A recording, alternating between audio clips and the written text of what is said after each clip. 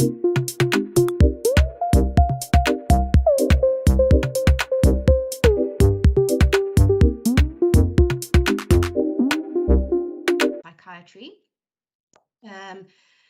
as well as Dr. Klutty, who will join us later. I'd also like to welcome Professor Mole from the Western Cape Higher Education Consortium, as well as members of the public and the media that are joining us this morning through live streaming.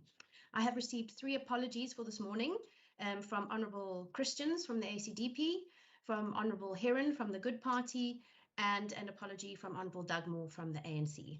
Are there any further apologies that need to be tabled this morning, please?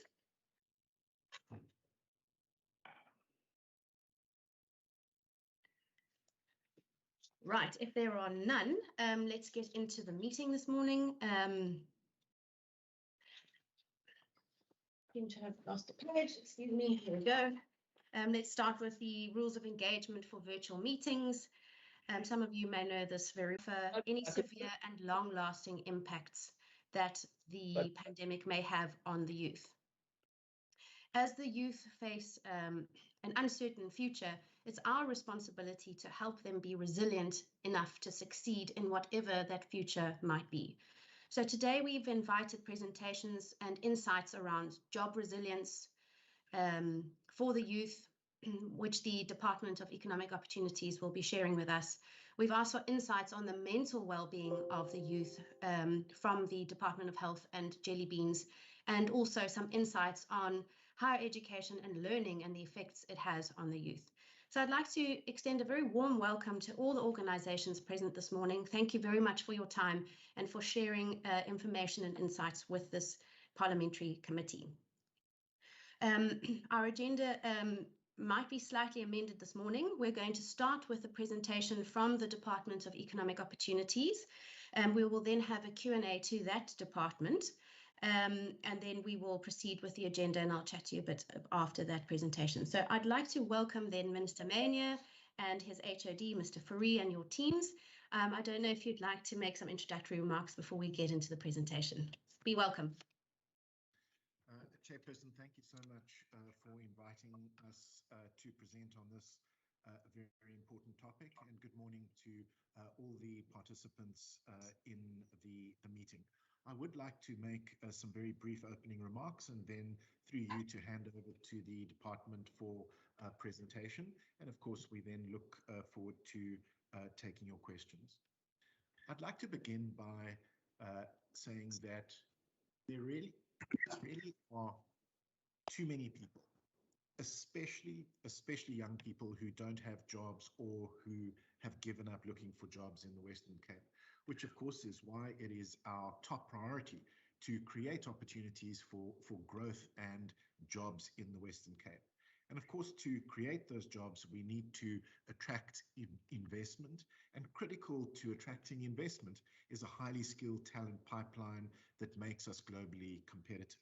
And of course, to create that talent pipeline and ensure that young people can get a job when they graduate, we are working hard through our skills development program to create more opportunities for young people to get the right qualifications, the right skills, and of course, most importantly, the right experience for the jobs that are available now and in the future. Our skills development program works in partnership, as many of the participants know, with government, with education and training institutes, with civil society, and with business to create experiential learning and work placement opportunities for young people who are unemployed in Western Cape. And this is implemented through 3 sub-programs, which we will hear more about shortly: the Work and Skills Program, the Artisanal Development Program, and the ICT Technical Skills Program.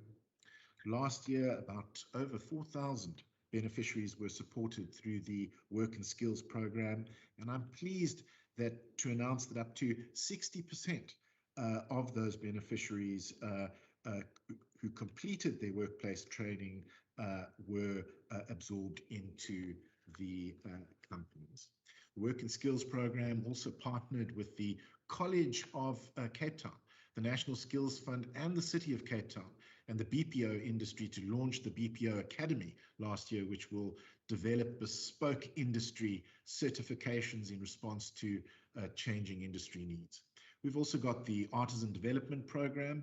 Last year, through the Artisan Development Program, 423 candidates were given experiential work opportunities at host companies, providing them with valuable work experience in jobs requiring artisanal and technical skills. And then, of course, we have our ICT Technical Skills Program, which last year, where 80 young people at matriculant and graduate level were offered opportunities in entry-level and specialized ICT vendor courses to gain demand-led skills, including Microsoft software development, Java and Oracle software development, to increase their employability in the sector. On Youth Day this year, I visited Enable BPO, which is a company in Athlone, which provides training and work experience opportunities for young people from the local community, some of whom had lost jobs in the tourism and hospitality sector. And I had the privilege of meeting some of those young people who were beneficiaries of the program, which is providing work placements and training in the BPO sector. I have to say it was a reminder, those conversations were a reminder of just how young people struggle. But at the same time, it was a reminder about how the program had assisted them to develop technical and soft skills, and ultimately to give them hope by providing them with opportunities for their families in the future. But in the end, we are working hard through our skills development program to create more opportunities for young people to get the right qualifications, as I've said, the right skills and the right experience, which is critical for jobs available now and in the future.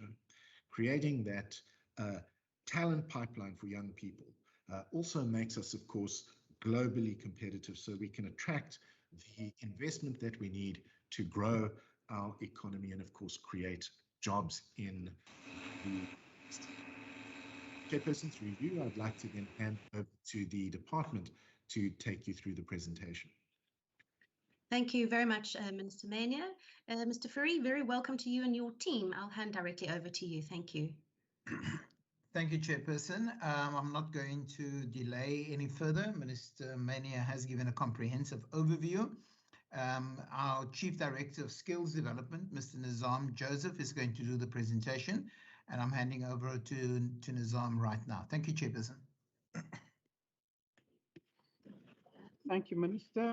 Thank you, Solly, and thank you for the chairperson and members of this committee. This presentation, the bulk of the presentation will be done by myself, and then my colleague Joshua will deal with some of the latter bit of the presentation. So without further ado, here we go. So this presentation deals with programmatic intervention supporting youth social inclusion and job creation, and more specifically, those that are undertaken in the department.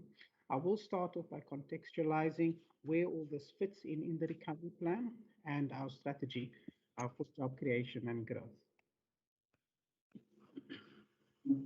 So first, in our pursuit for jobs and growth, we have really 5 priority areas. The one is we are focusing on making it easier for business to, and so doing add jobs. We'll be focusing on all government processes, not only those within the provincial government, but also we agitate for change at national government and at local government. And I'm pleased to say that we have many good stories around how we change regulations, processes at both national government and local government, and obviously across our sister departments in making it easier for business to create jobs and invest in the province. The next leg is boost investment and exports. And here we will support a range of initiatives, and obviously with our partner, our sister partner, Westgrow, to support investment and growth. Now, obviously, during this pandemic, it's been especially difficult to do so. But fortunately, in the sectors that can grow, such as the BPO sector, we've seen investment growth and job growth in that sector by more than 20% in the heart of the very, very stringent regulations. So, and it shows how competent and good we are in encouraging firms to invest in the region. I'm going to skip scaling up work opportunities and move to the far right-hand side, which is economic resilience. And here we will support the entire ecosystem to bring about energy resilience through energy and water security. And here we agitate with national counterparts and enable and facilitate green growth amongst our local government municipalities. We will boost infrastructure, and that's not only public infrastructure, but also agitate for private sector infrastructure in support of growth. And obviously, none of this can happen without a capable workforce, and which is really the heart of this presentation. And we'll talk about some of these initiatives that we have going there. So that contextualizes where this presentation fits in. It's really around scaling up these work opportunities for youth and nonetheless and the unemployed.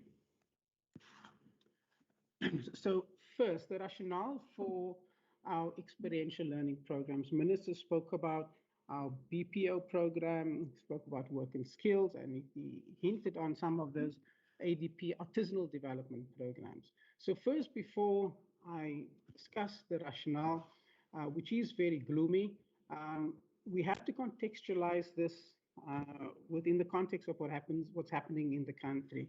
Obviously, you all know that the Western Cape has one of the lowest unemployment rates, lowest youth unemployment rate in the country, and typically we do significantly better than our counterparts. Notwithstanding, it's certainly not enough. The Western Cape has a labor force of just over 3 million people, of which 1.748 million are needs. Those are people that are not in employment, not education or training. So they really contribute very little from an economic perspective to the economy. So when you see that 680,000 Rand unemployed number, the number is actually much higher when you take the needs into account. That's 58% of the provincial workforce is not economically active. 43% of the youth to the age of 24 is unemployed.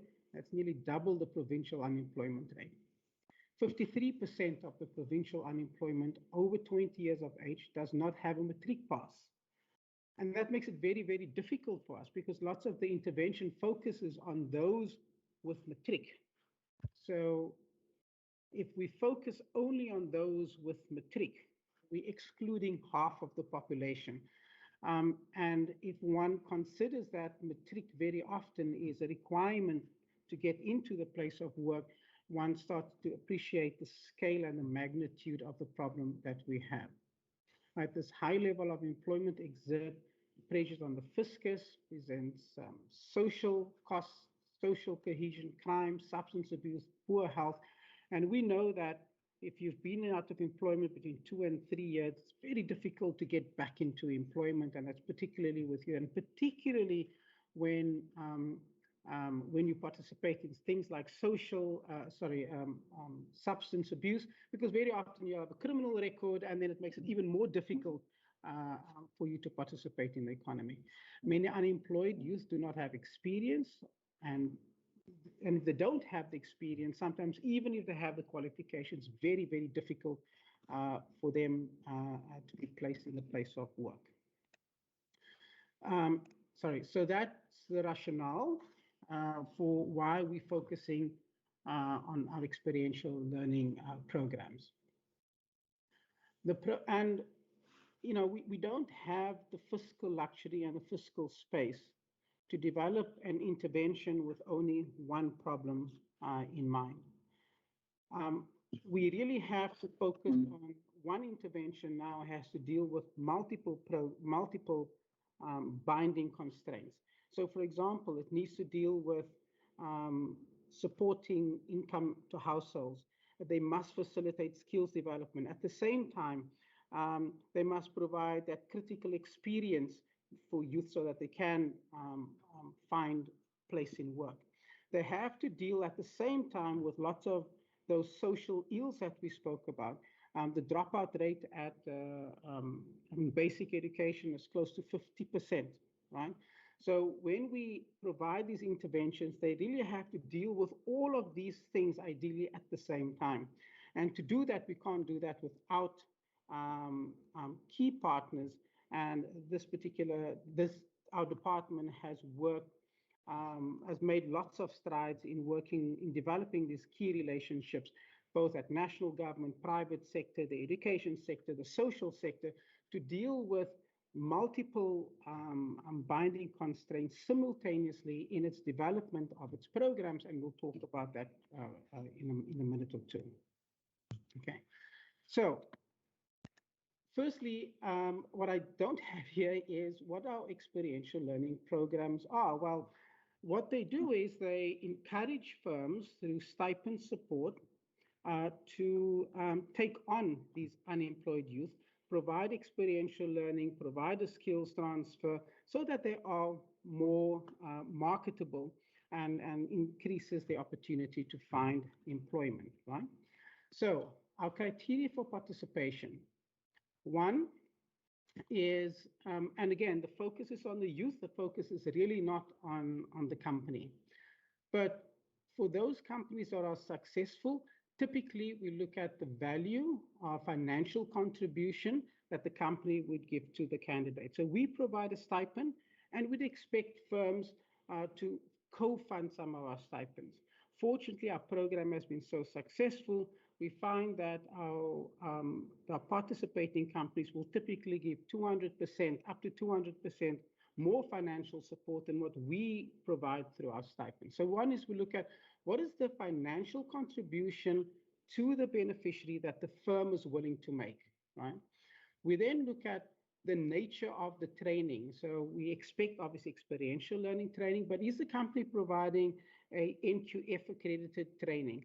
Are they providing a vendor training, like a Microsoft vendor specific training or an Oracle specific training? Do they provide any type of other structured training? We look at what's the cost of our job. Obviously, if it's going to cost us 10,000 Rand to create a job, those type of initiatives would get preference over something that would cost 50,000 Rand to create a job. I know that's within a context, and I'll describe that context later. We also look at the commitment that firms will make to employ these individuals after they've completed the experiential learning program. Minister has spoken about 1,100 and I think it's 60 full-time equivalent employment opportunities provided to youth through our one of our flagship programs, which I'll talk about shortly. But that's a program that cost us 30 million Rand. We got 1,160 full-time employment opportunities, which means that a job cost us 25,800 Rand or thereabouts. And that's only for the firms that has hosted that company through that experiential learning program. Many times these young individuals leave those companies and find employment. So we believe that we are significantly understating the full-time equivalent job opportunities for youth because they find employment elsewhere. Right, so we weight all of this, and then we provide, and then we allow companies to participate in these particular initiatives. From a beneficiary perspective, the beneficiary must reside in the Western Cape, must be younger than 35 years old. In some cases, we do make exceptions. The beneficiary must be employed, and the beneficiary must not have worked for that host company before. And obviously, we also insist or request that the beneficiary should not be a family member of any of the directors of that particular company. So those are the criteria for firm participation on experiential learning programs, and then also the criteria for beneficiary participation in our programs. Okay, so our first program is the BPO program. BPO, business process outsourcing, or is effectively the call center industry. It's an industry that experienced significant growth, double digits growth every year over the last 10 years or so, and particularly in the last financial year, there we experienced a more than 20% growth, particularly in the offshore industry. It's an industry that employs roughly 60,000 people. So it's a large employer in the Western Cape. Okay, like I mentioned earlier, we provide stipends up to 12 months. It's 2,500 Rand a month for experiential learning opportunities in the Western Cape. And that's to increase the pool of BPO skills. One of the reasons that we focus on this is not only because the sector has experienced significant growth, but as the sector grew, we found that the BPO operators would poach skills from one another. So they'll drive up the price of skills, but not necessarily employ new skills in the industry. So we incentivize these particular companies to take on unemployed youth that has not participated in the industry at all. This is also a sector that provides a springboard into other sectors. It's not only you're not only answering calls, but very often you need to be an expert in finance and accounting, in energy.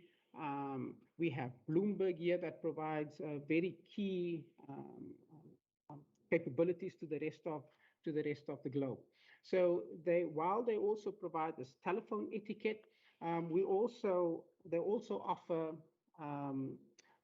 very specific vertical skills training, right? And in this particular sector, we do request an 80% commitment to further employment. And we see that number in some of our firms and cohorts. We have up to a 95% transition into a full-time equivalent. Okay. So I just want to quickly speak about budgets. We've got about 30 million on this program. Like Minister said, about 1,160 of those candidates were provided with full-time equivalent opportunities in the last financial year. Yeah, I'm not going to go through this slide, mainly because Minister spoke about some of these initiatives already, but I really want to talk about this partnership approach. We partner with the NSF, we partner with the College of Cape Town to provide that hard skills training. We partner with the City of Cape Town and KBPO, which is the industry body for the BPO sector. And again, without partnerships, none of this can happen. This over here is the launch of the first of its kind in the world, which is a government-funded BPO Academy. It was launched by Minister Alderman Voss and Solly Puri, and obviously the DG at the DTI. That also supports the sector in no small way. The next flagship project that we have is the work and skills. Whereas BPO focuses only on the BPO and technology sector. Sorry, I ignored the technology component, but we also focus on technology sectors there. Whereas the BPO focus on those two sectors, the work and skills initiative is much broader than only the BPO sector. And here we have 200 unemployed, target is about 200 unemployed grads we'll provide with experiential learning training over the current financial year. But more importantly, it allows us with very innovative partnerships. So one of these partnerships is with the Department of Education, with the Department of Education. And there's a recognition in the Department of Education that we have a high dropout rate, particularly in the formative basic education years. So we will provide stipend support for ECD individuals. And there we've got partners that provide that hard skills development for ECD learners. At the same time, we will then facilitate with experiential learning. And this particular initiative takes that high level of unemployment, the high dropout rate, and we try to transition those individuals, young kids, back into education. We have another initiative with local government. We know that local government can provide across the entire province work opportunities for young individuals. So we facilitate some of those work opportunities at local government. So we have a fairly large spread across the province. So we're not only metro focused. The last flagship project is the ADP, that's Artisanal Development Program. This is a fairly costly program, but the bulk of the funding here is through external funding, which we crowd in. I just want to also mention, I focus a lot on these partnerships, and our partners have supported us within the last financial year with more than 100 million rand in support of these skills development initiatives. And the CETAs is a large funder for our artisanal development priorities. We have about 200 beneficiaries, and that's anything from pipe fitters, electricians, mechanics. Let's go to the next slide. Sorry, I noticed that it's the slideshow does stuck a bit. But here we have anything from panel beaters, electricians, pipe fitters. It is a fairly pricey program, but we are very well funded by the CETAs. MERS-CETA, for example, which is a CETA that does engineering and related type of works, provides 44 million rand this year to support artisanal development candidates. We obviously provided experiential learning and stipend support, whereas the CETAs would transfer money to the department to give expression to those artisanal development amongst our youth. Okay, so then I just want to quickly speak about, we were asked to describe some of the outputs for the first quarter through our flagship programs. So this is just very quick, three, 4 slides of a descriptive analysis. Our target for the first quarter was 300 beneficiaries supported. We supported 451 beneficiaries. And I'm really pleased to say that probably about 2/3 of those were all females, and then we have 133 males. On a program such as Artisanal Program, we've got the majority of those candidates, they are actually male candidates, but we make up for the female demographic in some of our other programs. So about 70% of our beneficiaries supported are female. Then in terms of our profile, again, about 2/3 of the beneficiaries supported is under the age of 25. So it's that youth that I spoke about earlier that has the highest level of unemployment. And if you don't catch them early enough, they drop out of the system, and it's very difficult to facilitate employment for them once they dropped out of the system. At this point, Chairperson, I'm going to hand over to my colleague, Joshua Wolmerans, that will talk about some of the entrepreneurship activities and the incubator support for youth in business. Joshua? Thank you very much, Nizam. Good morning, Chairperson and honorable members. Thank you for allowing us the opportunity just to provide input in terms of the support we provide to the youth, and especially youth in business. Nizam, if you could possibly move the slide. Thank you. So one of the projects that we've got, Chairperson, is the SME Booster Fund, which is basically looking at how do we support organizations and institutions that are currently starting a business, tapers off quite significantly. So this program is important in terms of trying to assist those youth to take their business idea into making them something practical and into reality. Also, business mentorship and bespoke interventions. I think this is one of those critical areas of interventions that we need to look at, especially if we look at making a business a success. You, as an owner, you need constant supervision, guidance, and that mentorship from somebody that has been through the process, that has ran a business successfully, that can provide you with business advice, is quite critical in terms of the success of your own business. So part of it also is to then look at newly established and startups. And for them, obviously, they would require a different set of learning and experiences. And there was obviously a structured learning process through this. For some of the businesses that was already established and those with manufacturing capability, they had access to an engineering and woodwork mini factory equipped with machinery, tools, and production support.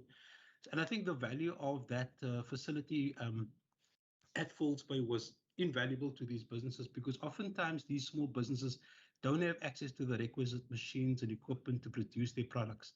And the facility in that sense provided them with an opportunity to not just to also manufacture their products using the facility basically free of charge on behalf of the institution. I think one of the key issues that we looked at is about the impact of this particular interventions, and of all the businesses we supported, there's 20 businesses supported, they created over 36 jobs. I think what's critical is that the revenue growth. So for the first quarter, they did a baseline study, and the revenue growth for those 20 businesses were 915,000. At the end of the quarter, at the end of the fourth quarter. So and hand over back to you. Thank you. Super, thanks very much for the information provided and for preparing the presentation. We're now going to move on to a Q&A, and I'm going to open the floor for questions. So any members that would like to pose questions to the department or the minister, if you would raise your hand, and I'll take a round of questions accordingly. All right, let's start with you, Honourable Bartman.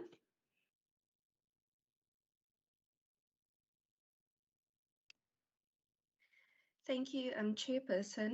Chair, to the Minister, in the current economic climate in the Western Cape, we find that our provinces, all the provinces in South Africa, their respective economies are part of a larger value chain. And when there's an impact in another province, sometimes this impacts directly on the Western Cape. And I would like to thus ask if there's been any impact on the Western Cape economy by the current clear economic sabotage, treason and terrorism against the national state that is currently occurring in Gauteng and KwaZulu-Natal, and if there's been any mitigation of such negative impact, if any, especially since today we've also seen that Moody's has downgraded 4 metropolitans due to the current violence in South Africa.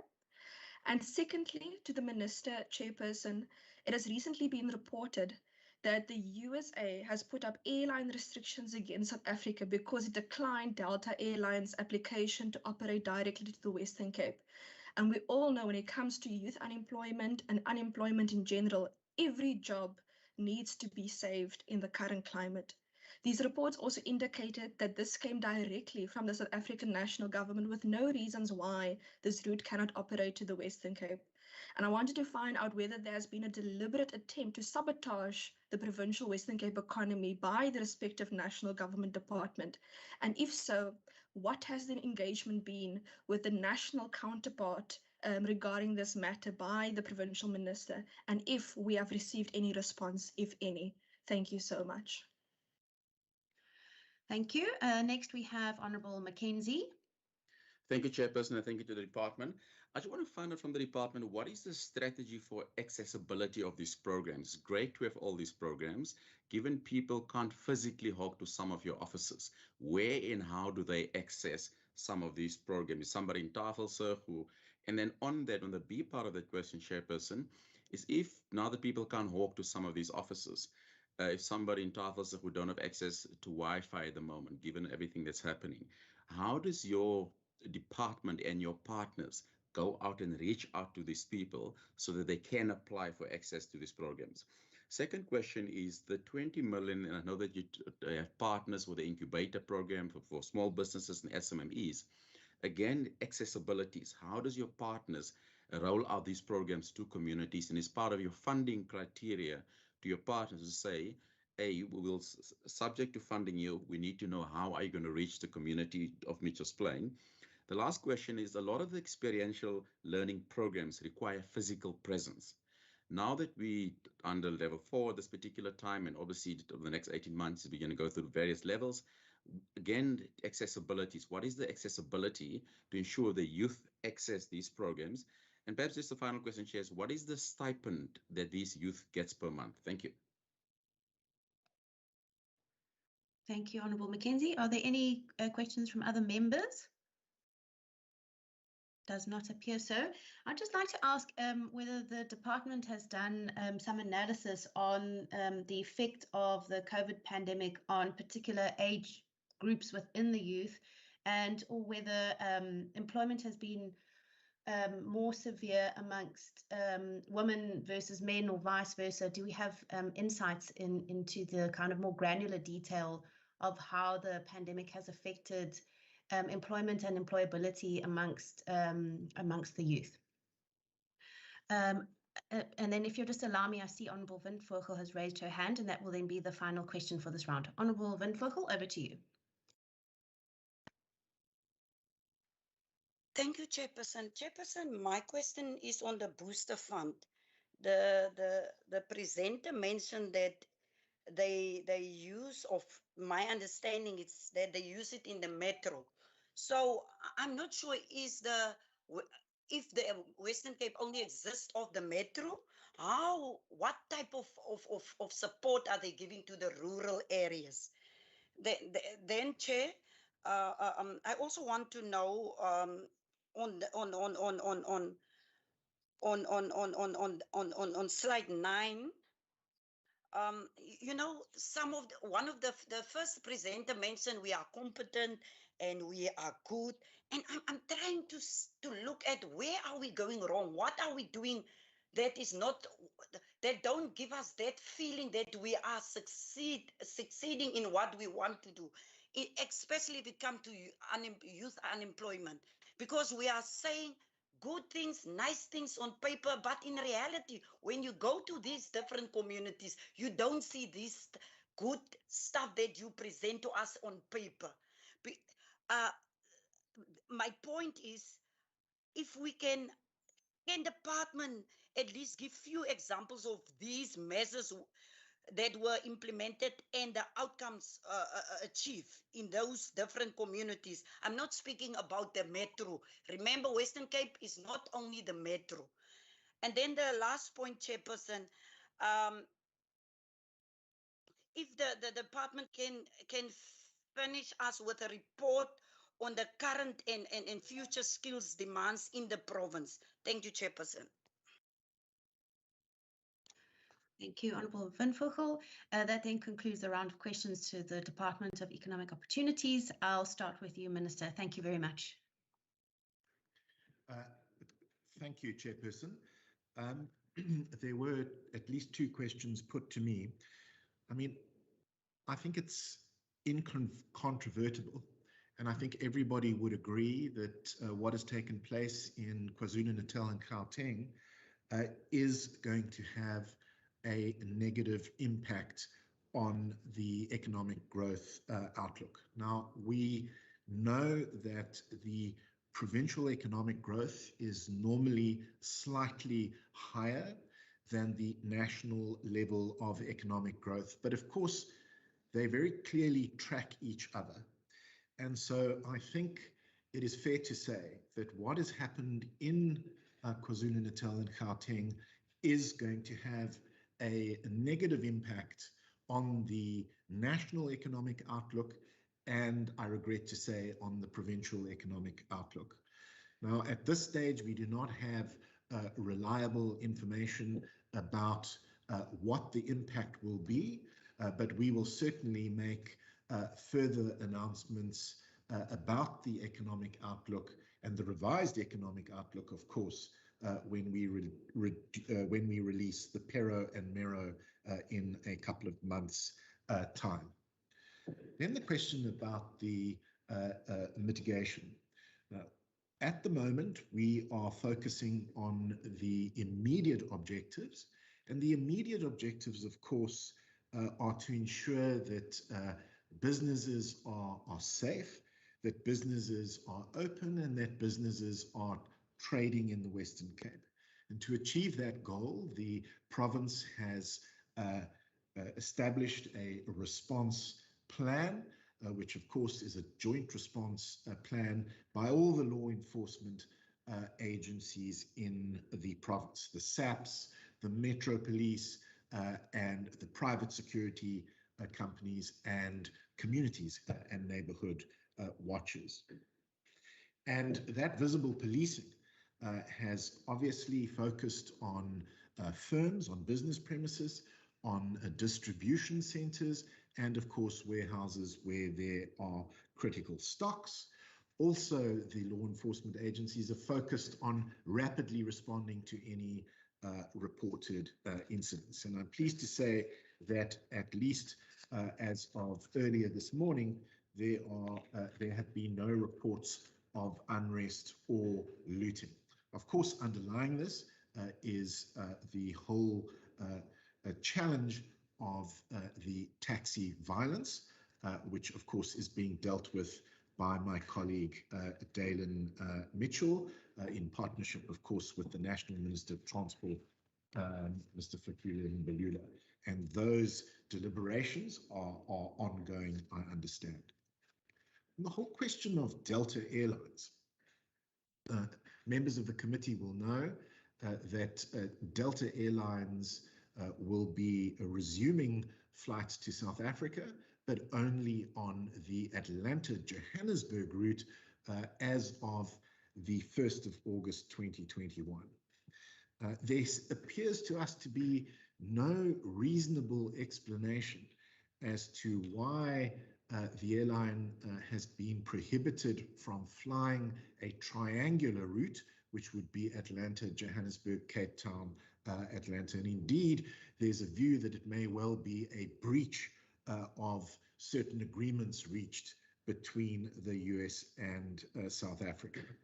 And of course, what makes the decision even more mystifying is that there are indeed other airlines where triangular routes have been approved.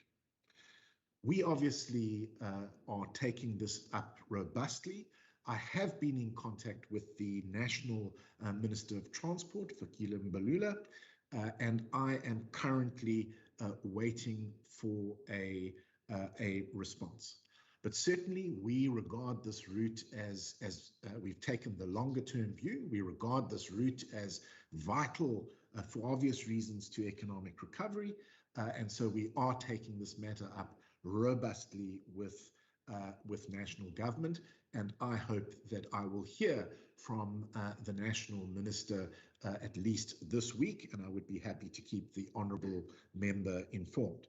But I have to say that if we do not get a response, this is a matter that we will then have to escalate, precisely because we believe that it is vital if we take a longer term view to the economic recovery in the Western Cape. Thank you, Chairperson. Thank you very much, Minister. Mr. Fourie, would you like to respond to the remaining questions? Thank you, Chairperson. I'm going to ask the presenters to respond. So on Honourable McKenzie's question on strategy and where young people get access to the programs as well as the access to the Wi-Fi, I'm going to ask, in fact, all of Honourable McKenzie's questions, Nizam Joseph will answer those. Thank you, Nizam. Thank you, HOD. The first is, Honourable McKenzie, the question around accessibility. Well, we obviously advertise on social media, on the government website. Minister uses opportunities when he does engage with the media to talk about our programs. But I do want to say that government we do lots of things well, but we're really poor at identifying and matching unemployed youth, the characteristics that they inherent in those youth, and matching them with firms. And for that reason, we allow firms to seek out and then match those beneficiaries that match the culture and lots of other characteristics with a particular firm. One candidate might work well with one firm and then absolutely terrible with another firm, may perform well in one sector, in one occupation, and terrible at another. Firms are best suited to identify those characteristics. Nearly all our candidates typically come from very low income households, in those areas that are particularly with particularly high levels of unemployment. Okay, so that's the first question. The next question was around physical presence and the impact that the lockdown has had. Yes, no, for sure. It has had an impact. Firms have found it difficult to meet those social distance requirements. It's very challenging, particularly in our ADP space. More importantly, in our artisanal development program, an artisan may only have 1 to 3 candidates that they typically would provide mentoring for. And when firms are under so much constraint, it's not only the regulatory physical present constraints that's an issue, but it's also that firms typically find it difficult to provide that mentoring when they're focusing on just keeping their heads above the water. I have to say, however, that all our programs are significantly oversubscribed. In fact, by, I think it was May this year, we were oversubscribed on all our programs. In fact, we could easily add another 10, 20,000 beneficiaries on our programs if we had the fiscal space to do so. The next question was the impact on COVID on women versus youth and women versus men, sorry, and then also youth. No, we typically don't have any research on the impact on women versus men. However, from a youth perspective, we know that they are even more hard hit than more seasoned or experienced individuals. And the reason for that is a firm would rather employ someone with experience than someone that they would have to train up. Yeah. So for that reason, we know that the impact on the youth has been significantly more severe. Also, the disruption in education and private education has made it more difficult for these youth to develop the hard skills.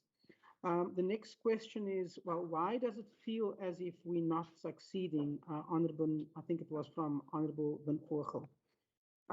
It certainly does feel that way. And if you go into the townships, it does feel that way. Now, this is not a provincial issue. It's across the entire country.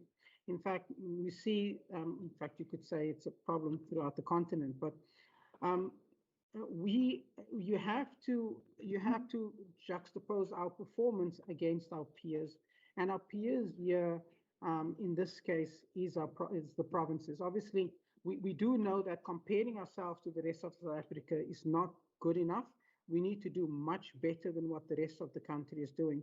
But I'll just give you some of the systemic issues for which we have very little control as a provincial government. Issues around energy security is pretty much driven through national regulation, and it's a significant constraint, particularly in the manufacturing sector, to grow that economy or to grow investment if you're not energy secure. Ease of doing business, even though we agitate to make it easier to do business in the province, and we have been successful. There's lots of wins that we have in this particular space, but lots of these regulations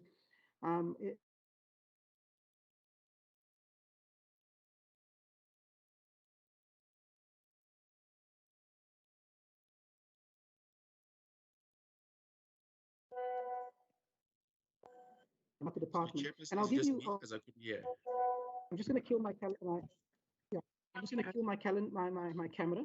I'll give you one example. We know that international just business. One moment, please. Yeah. We just so we lost you for a moment there. I'm just going to ask all members to please turn off their cameras. Thank you, so that we can just improve the stability of the connection. Thank you very much. Please proceed now. Thank you, Chairperson. And I'll just give you, I could quote a few dozen of these regulations that makes it very difficult for us to grow jobs for our youth. But I'll just mention one. We know that international investors are really very concerned around expropriation without compensation for land and other economic assets. Now, it's difficult for the province or even Westgrow to convince companies that can invest in any one of 200 countries around the world to invest here if we've got such a key piece of legislation still up in the air. So that's only again we comparing ourselves to our peers because that's a level playing field, and unfortunately we can only grow that much faster than our peers because of the constraints that we work in. That's obviously not of the province's making. There was one question that was asked around skills demand. Yes, the program does produce a skills intelligence report, and it's one of the first in the country. So what we do is we will approach either the Careers 24 or the Career Junctions, and we will analyze all the jobs advertised. And that gives us a sense of what's the demand like for all of these occupations. We know how long the jobs are vacant. We know if there's any movement, significant movement on salaries for those particular occupations. On the supply side, we have MOAs with our national counterparts to get a sense of what's happening with supply, both at higher education, at the TVETs, at the universities, for just about every single degree or diploma that's provided from a national perspective. So we know what's happening on the supply side. We know what's happening on the demand side. So when we develop these interventions, it's done with a really good understanding of where the gaps are and where the growth opportunities are. In addition to that intelligence, we also engage one-on-ones with companies on a quarterly basis to get a sense of where their skills demands are. In some cases, we were very successful in developing new diplomas, new postgrad degrees, all the way up to master's level down to a NQF 4-5 level. And this is new interventions, new academic instruments that we develop in support, underpinned by intelligence, in support of matching that supply and demand constraint.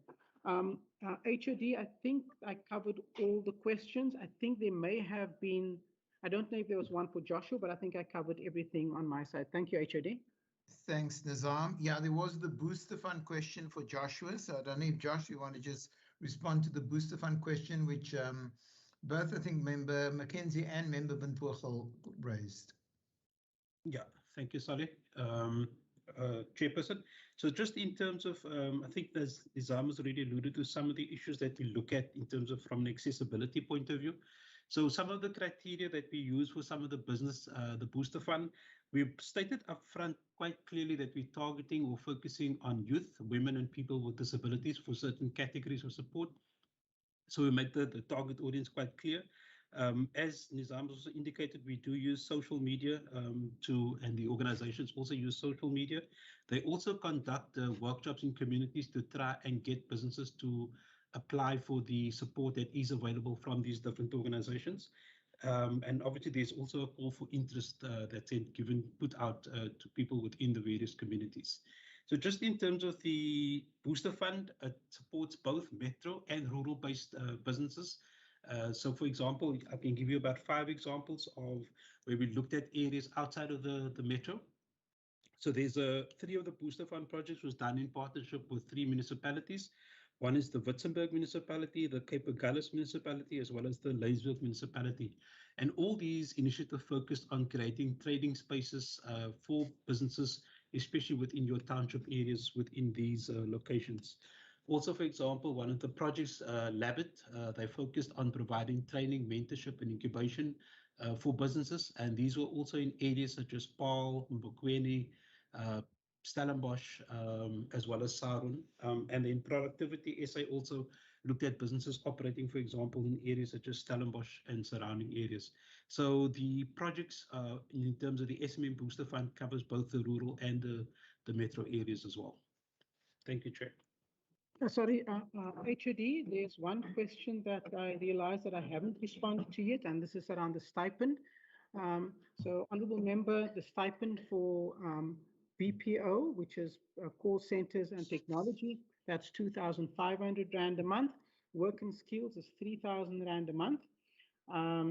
And the stipend for Artisanal Development Program, because unfortunately we have to abide by the bargaining council rates. Typically, the stipend there will be up to 7,000 Rand a month, but we don't often provide the whole 7,000 Rand. We ask firms to obviously contribute to that stipend of 7,000 Rand a month so that those salaries can meet the bargaining council. Over to you. Thank you very much, Nizam. Chair, those are the questions. Chair, the one that I don't think we've covered adequately because our impact that were posed to us.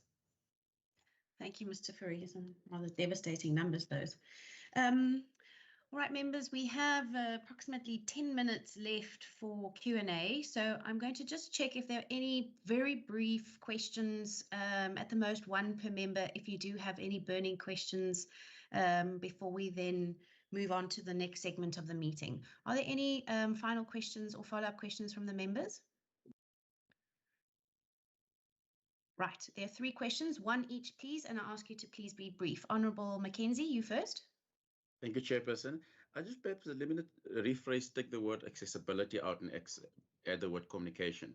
What is the communication strategy to ensure every member in every community group in the Western Cape knows about these programs? Thank you. Thank you. Short and sweet. Honourable van der Westhuizen. Good morning, Chair. Good morning, colleagues.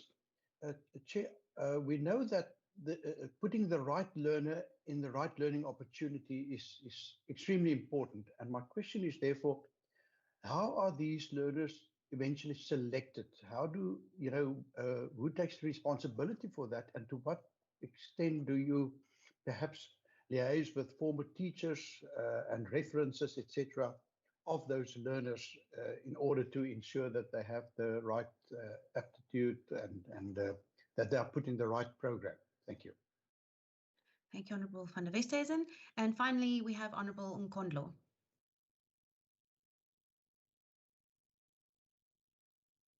Thank you. Thank you. Thank you, Chair. Can you hear me? Yes, I can. Please proceed. Oh, okay. I just wanted to check, Chair, as part of that of the flagship project, since its inception, how much has been spent and how many people have benefited, and how many have been absorbed full-time into jobs? Thanks. Thank you, members. That then concludes the questions to the Department of Economic Opportunities. I'll hand over to, I'm not sure, Minister, if you want to take those questions, or the HOD. Chairperson, I'll hand over to the HOD in the department. Thank you very much, Chair and Minister. And then, of course, I'll hand it over to Nizam because I'm sure he'll be able to answer all 3 of those questions. Thank you. Yes, I can. Thank you. Thank you so much, HOD. So the first question is around communication. Obviously, we have social media, and that's, if you want to hit the youth, we know that maybe newspapers are not it's not the ideal medium. So we do social media. We obviously do the websites. And then you would have noticed over the last while, there was a number of articles where Minister not only promotes some of these programs, but also talks about the success of these programs going forward. And that's typically how we market those programs.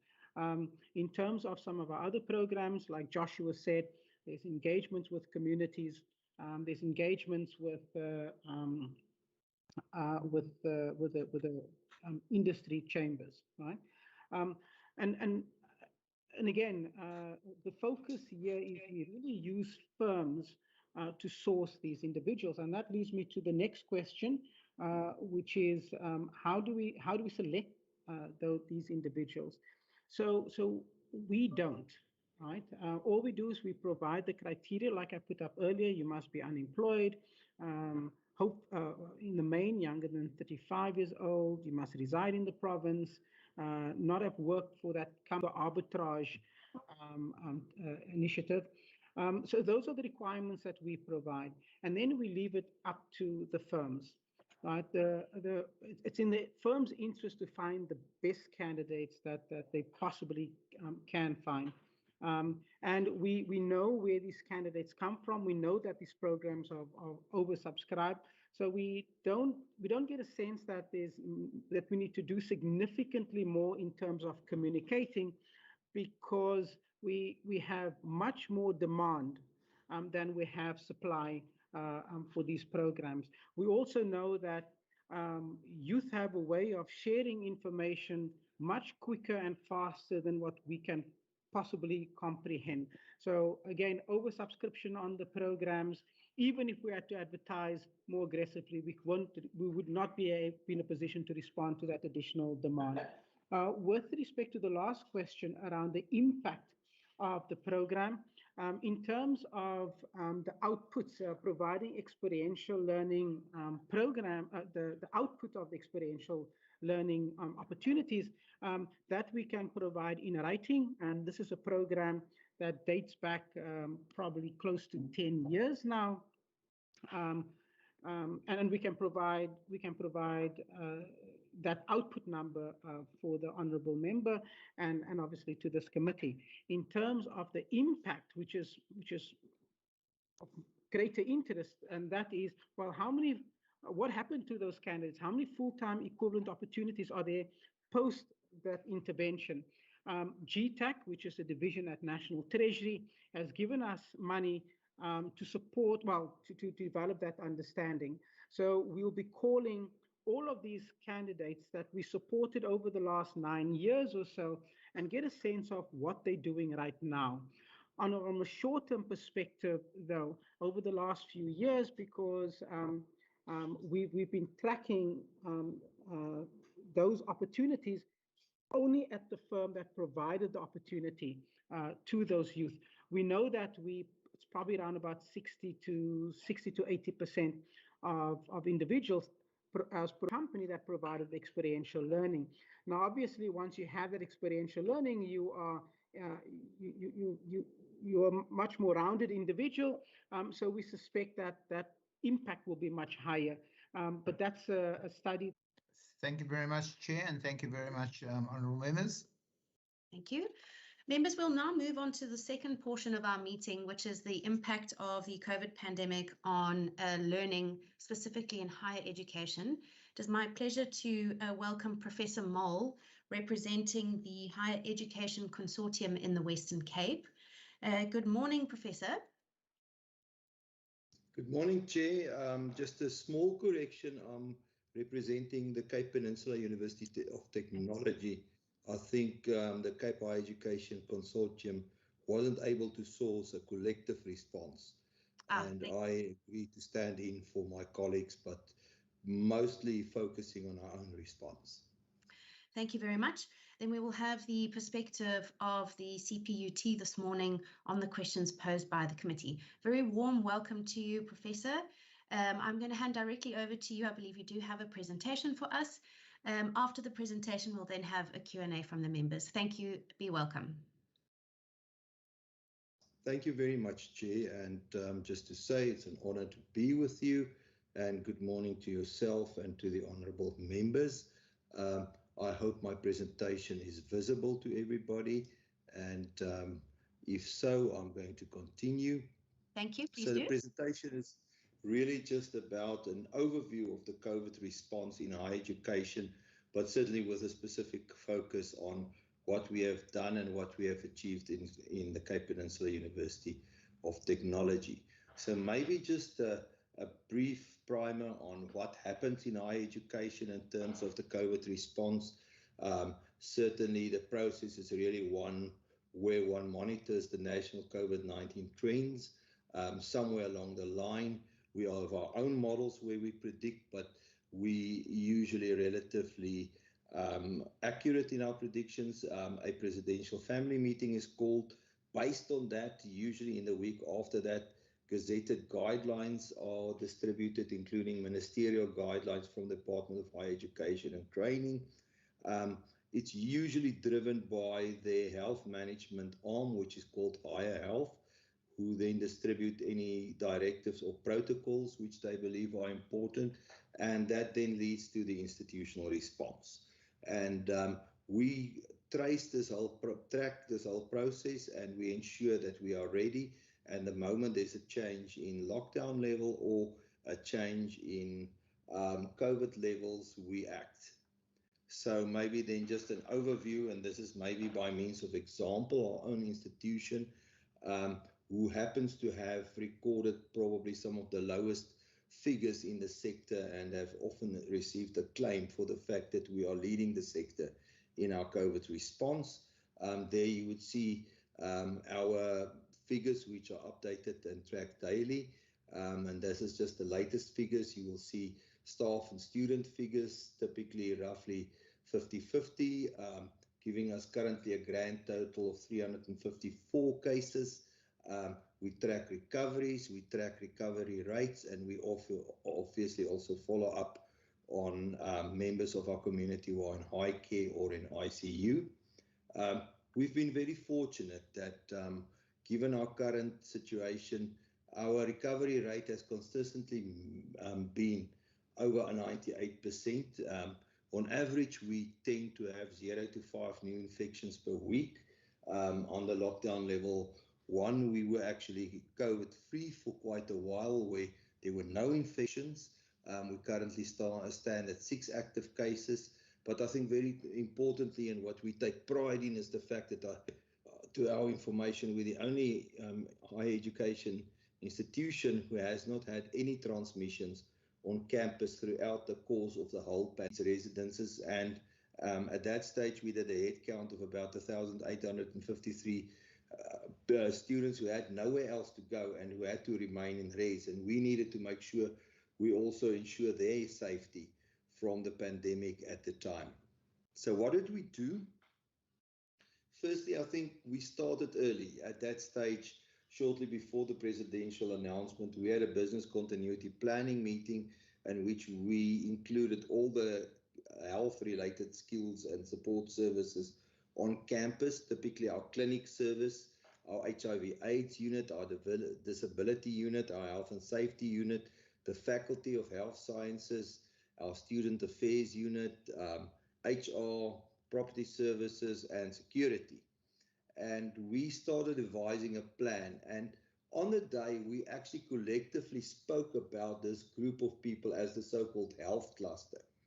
And that health cluster has, ever since that day in March 2020, met every second day for the past 15 months. And that what was essentially a task team has become the cornerstone of CPUT's COVID response. Every member there performs a critical role.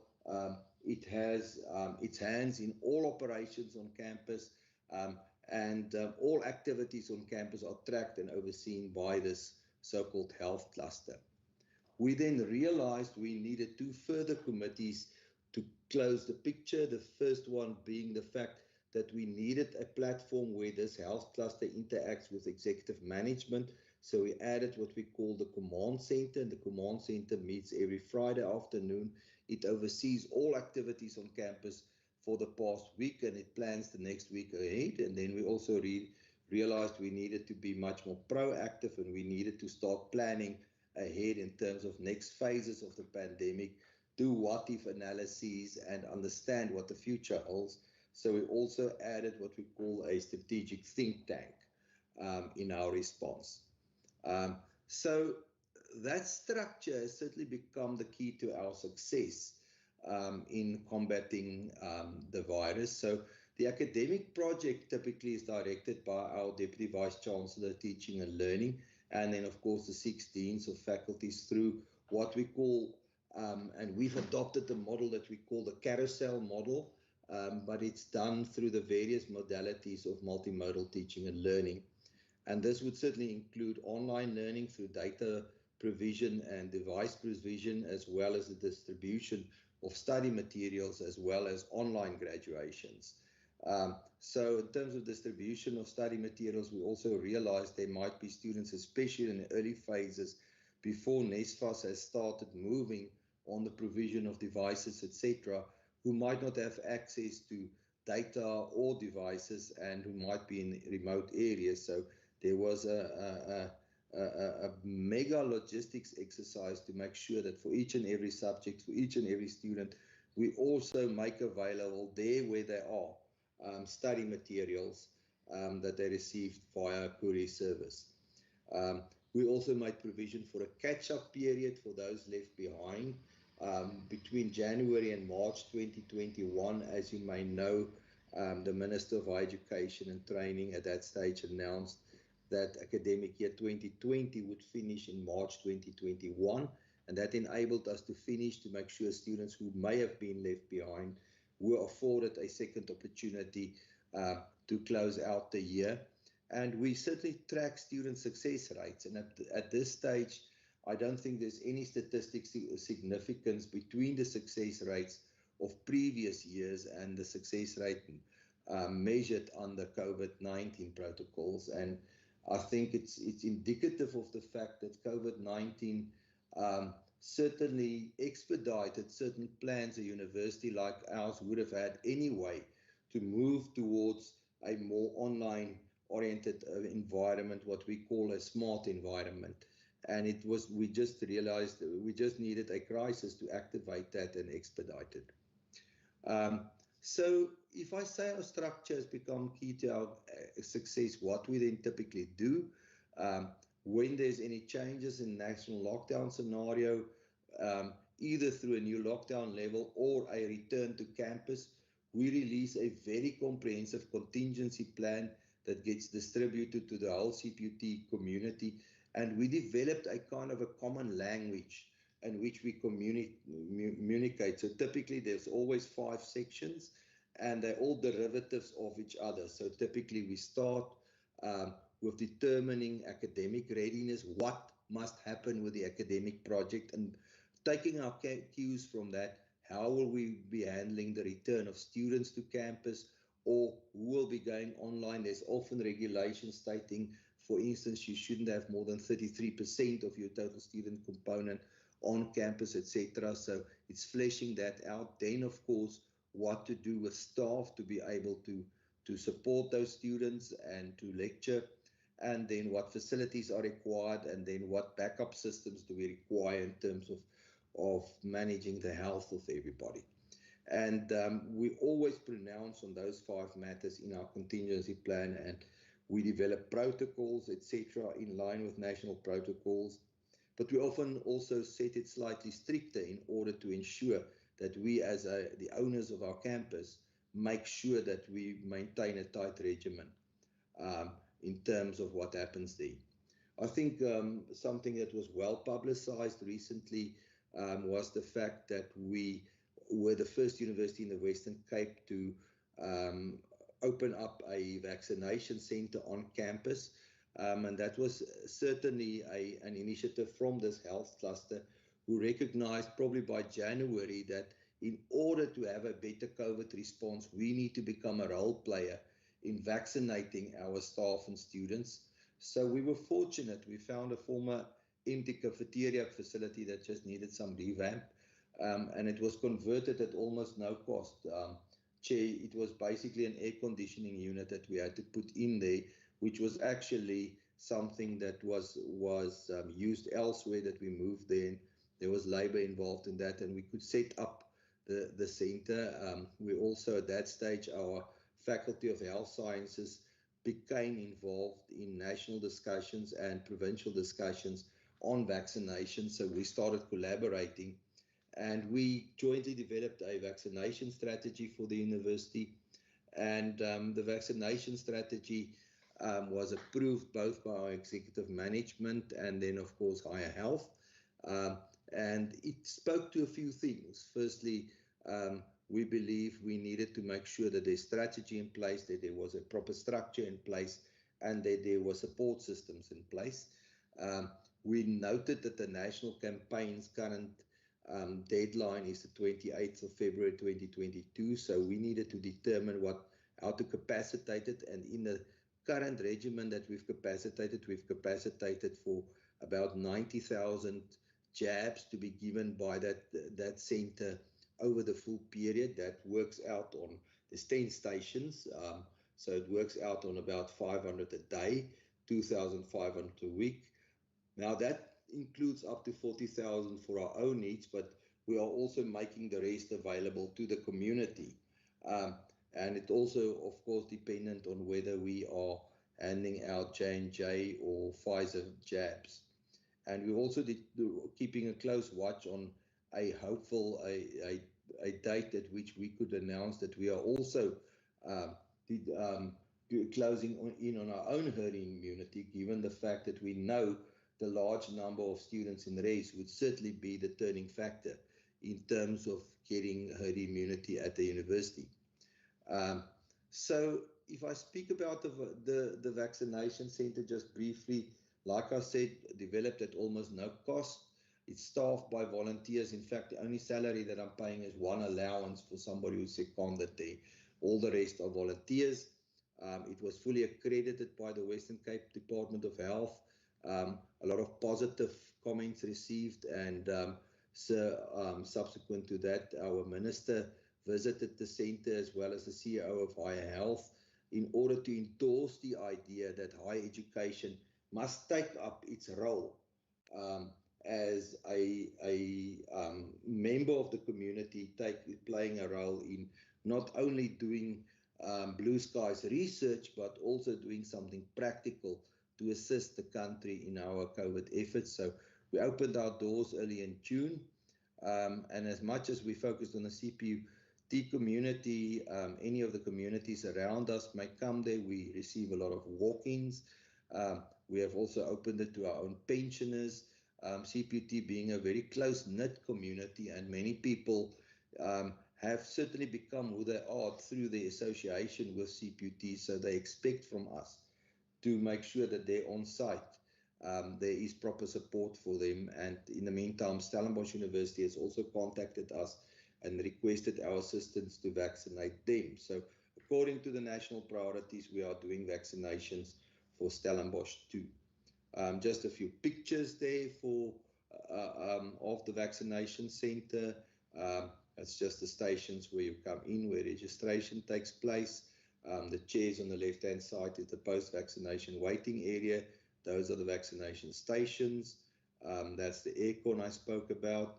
That was during one of the accreditation visits.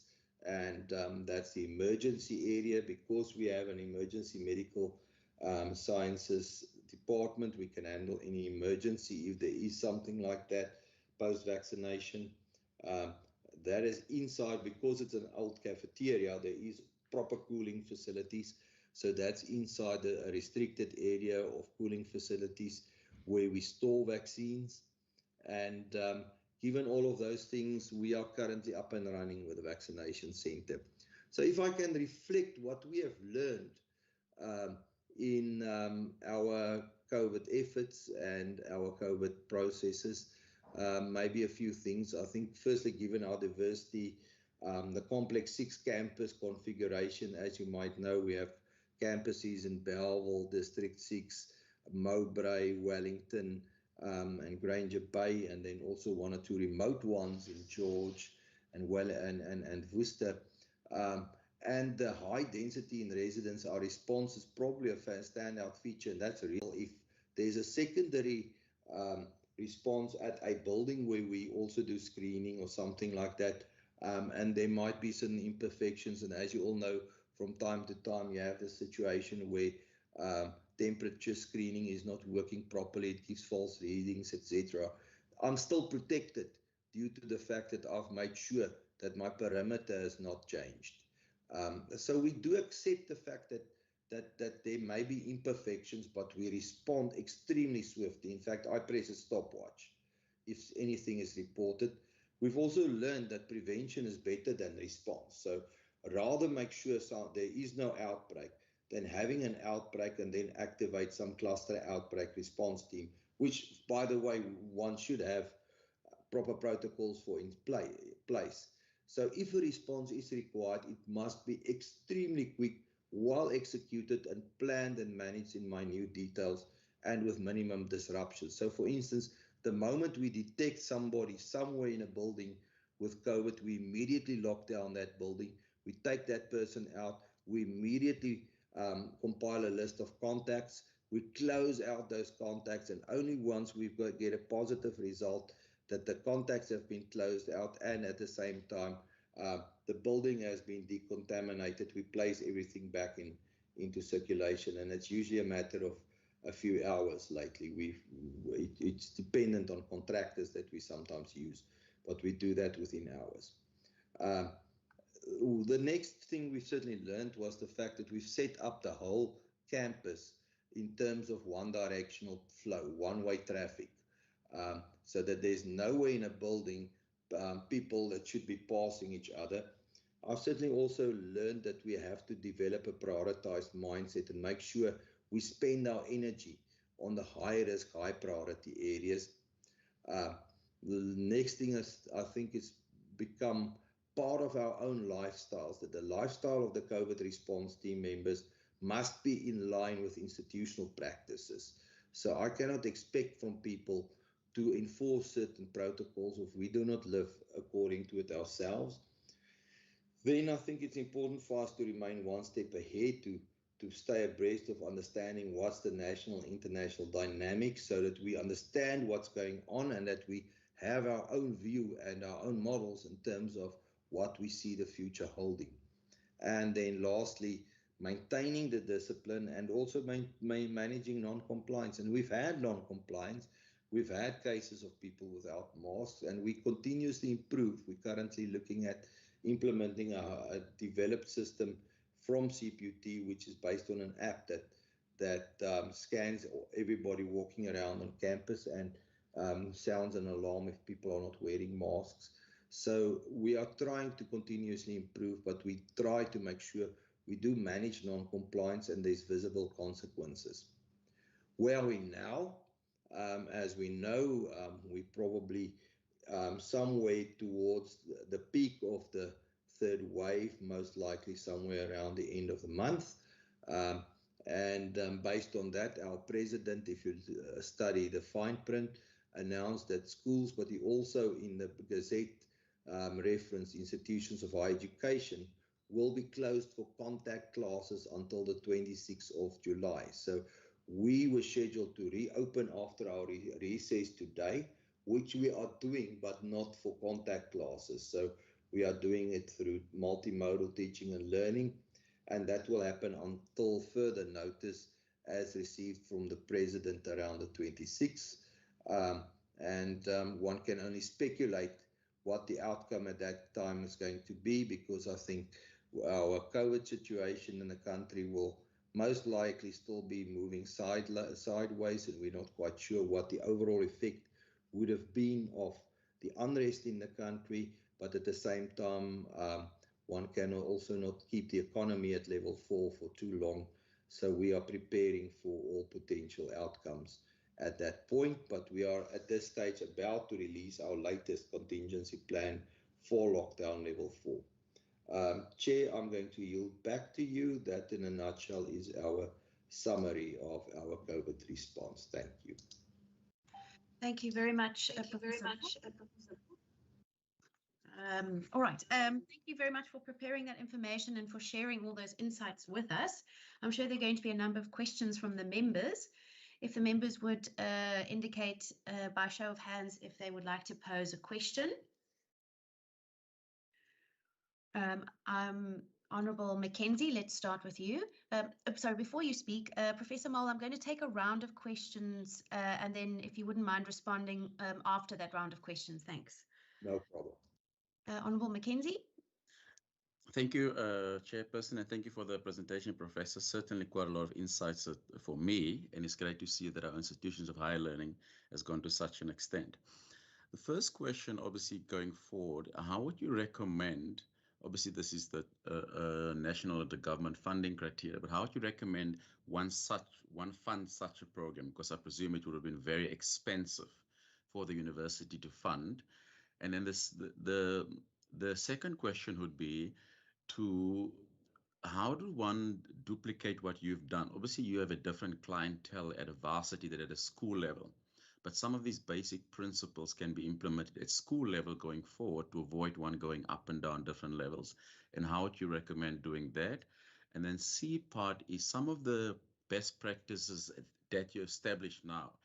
If you are, and you said that you're sharing it with Stellenbosch University, have you thought about going forward, sharing it with some more private institutions, and then with the lower, if you like, institutions of learning, so that they can learn from what you've done as well? Thank you. Thank you, Honourable McKenzie. I also have a question. Professor, in your presentation, you said that there was no major statistical change to the success rates of the students as a result of the COVID pandemic, which is indeed very good news. I'd like to understand, when you talk about success rates, does that include retention rates? Because of course, the worry is that already, especially first-year students, we see quite a number of them dropping out of the system after year one. We'd like to understand, has the pandemic exacerbated that, or have you been able to maintain a relatively stable retention rate in spite of the pandemic? I think those are then the questions for this round, and I'll hand over to you. Thank you. Thank you. So the first question was on funding of the program. So let me just explain what happened. With the advent of the pandemic, we received a request from DHET to submit our budget for a COVID response. And at that stage, it was certainly a bit of a shot in the dark, because we were not sure. And I think a lot of people made the error of understanding that the pandemic is going to last for that first lockdown level 5, and then we'll be back to our normal lives. But we did submit a budget, and DHET has made certain provisions for certain costs to be carried by funding made available. But it also expected universities to contribute.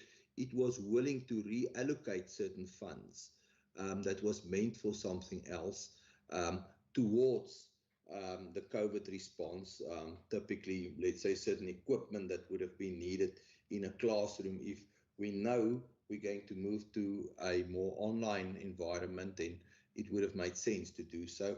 Of course, also a large amount of the initial spend was for PPEs, and of course, that was very much in the public eye, and we get audited very regularly on that. This year, we needed to submit a new budget, because that first budget more or less lasted for a year, in spite of the fact that there might have been some shortcomings, but we're much better equipped to budget for COVID now. And we also are in the process of taking a view, how long is this piece of string going to be, and to what extent do we have to. But for now, we have extended our budget way into next year, and we will do the same next year, most likely. Albeit that the focus might shift over time. And we are also in the process of making sure that we are in contact with DHET in terms of specific cost elements that they would stand in for. But the fact of the matter is, COVID is becoming part of the normal operations of a university. And as such, a university will have to take it up in terms of ensuring compliance. And compliance means I cannot cut that budget if that compromises compliance. So we have done so, and we have our budgets have been approved by DHET. They are submitted, they scrutinized, and we remain compliant in terms of what we do. But then, of course, also we remain within the guidelines received from DHET.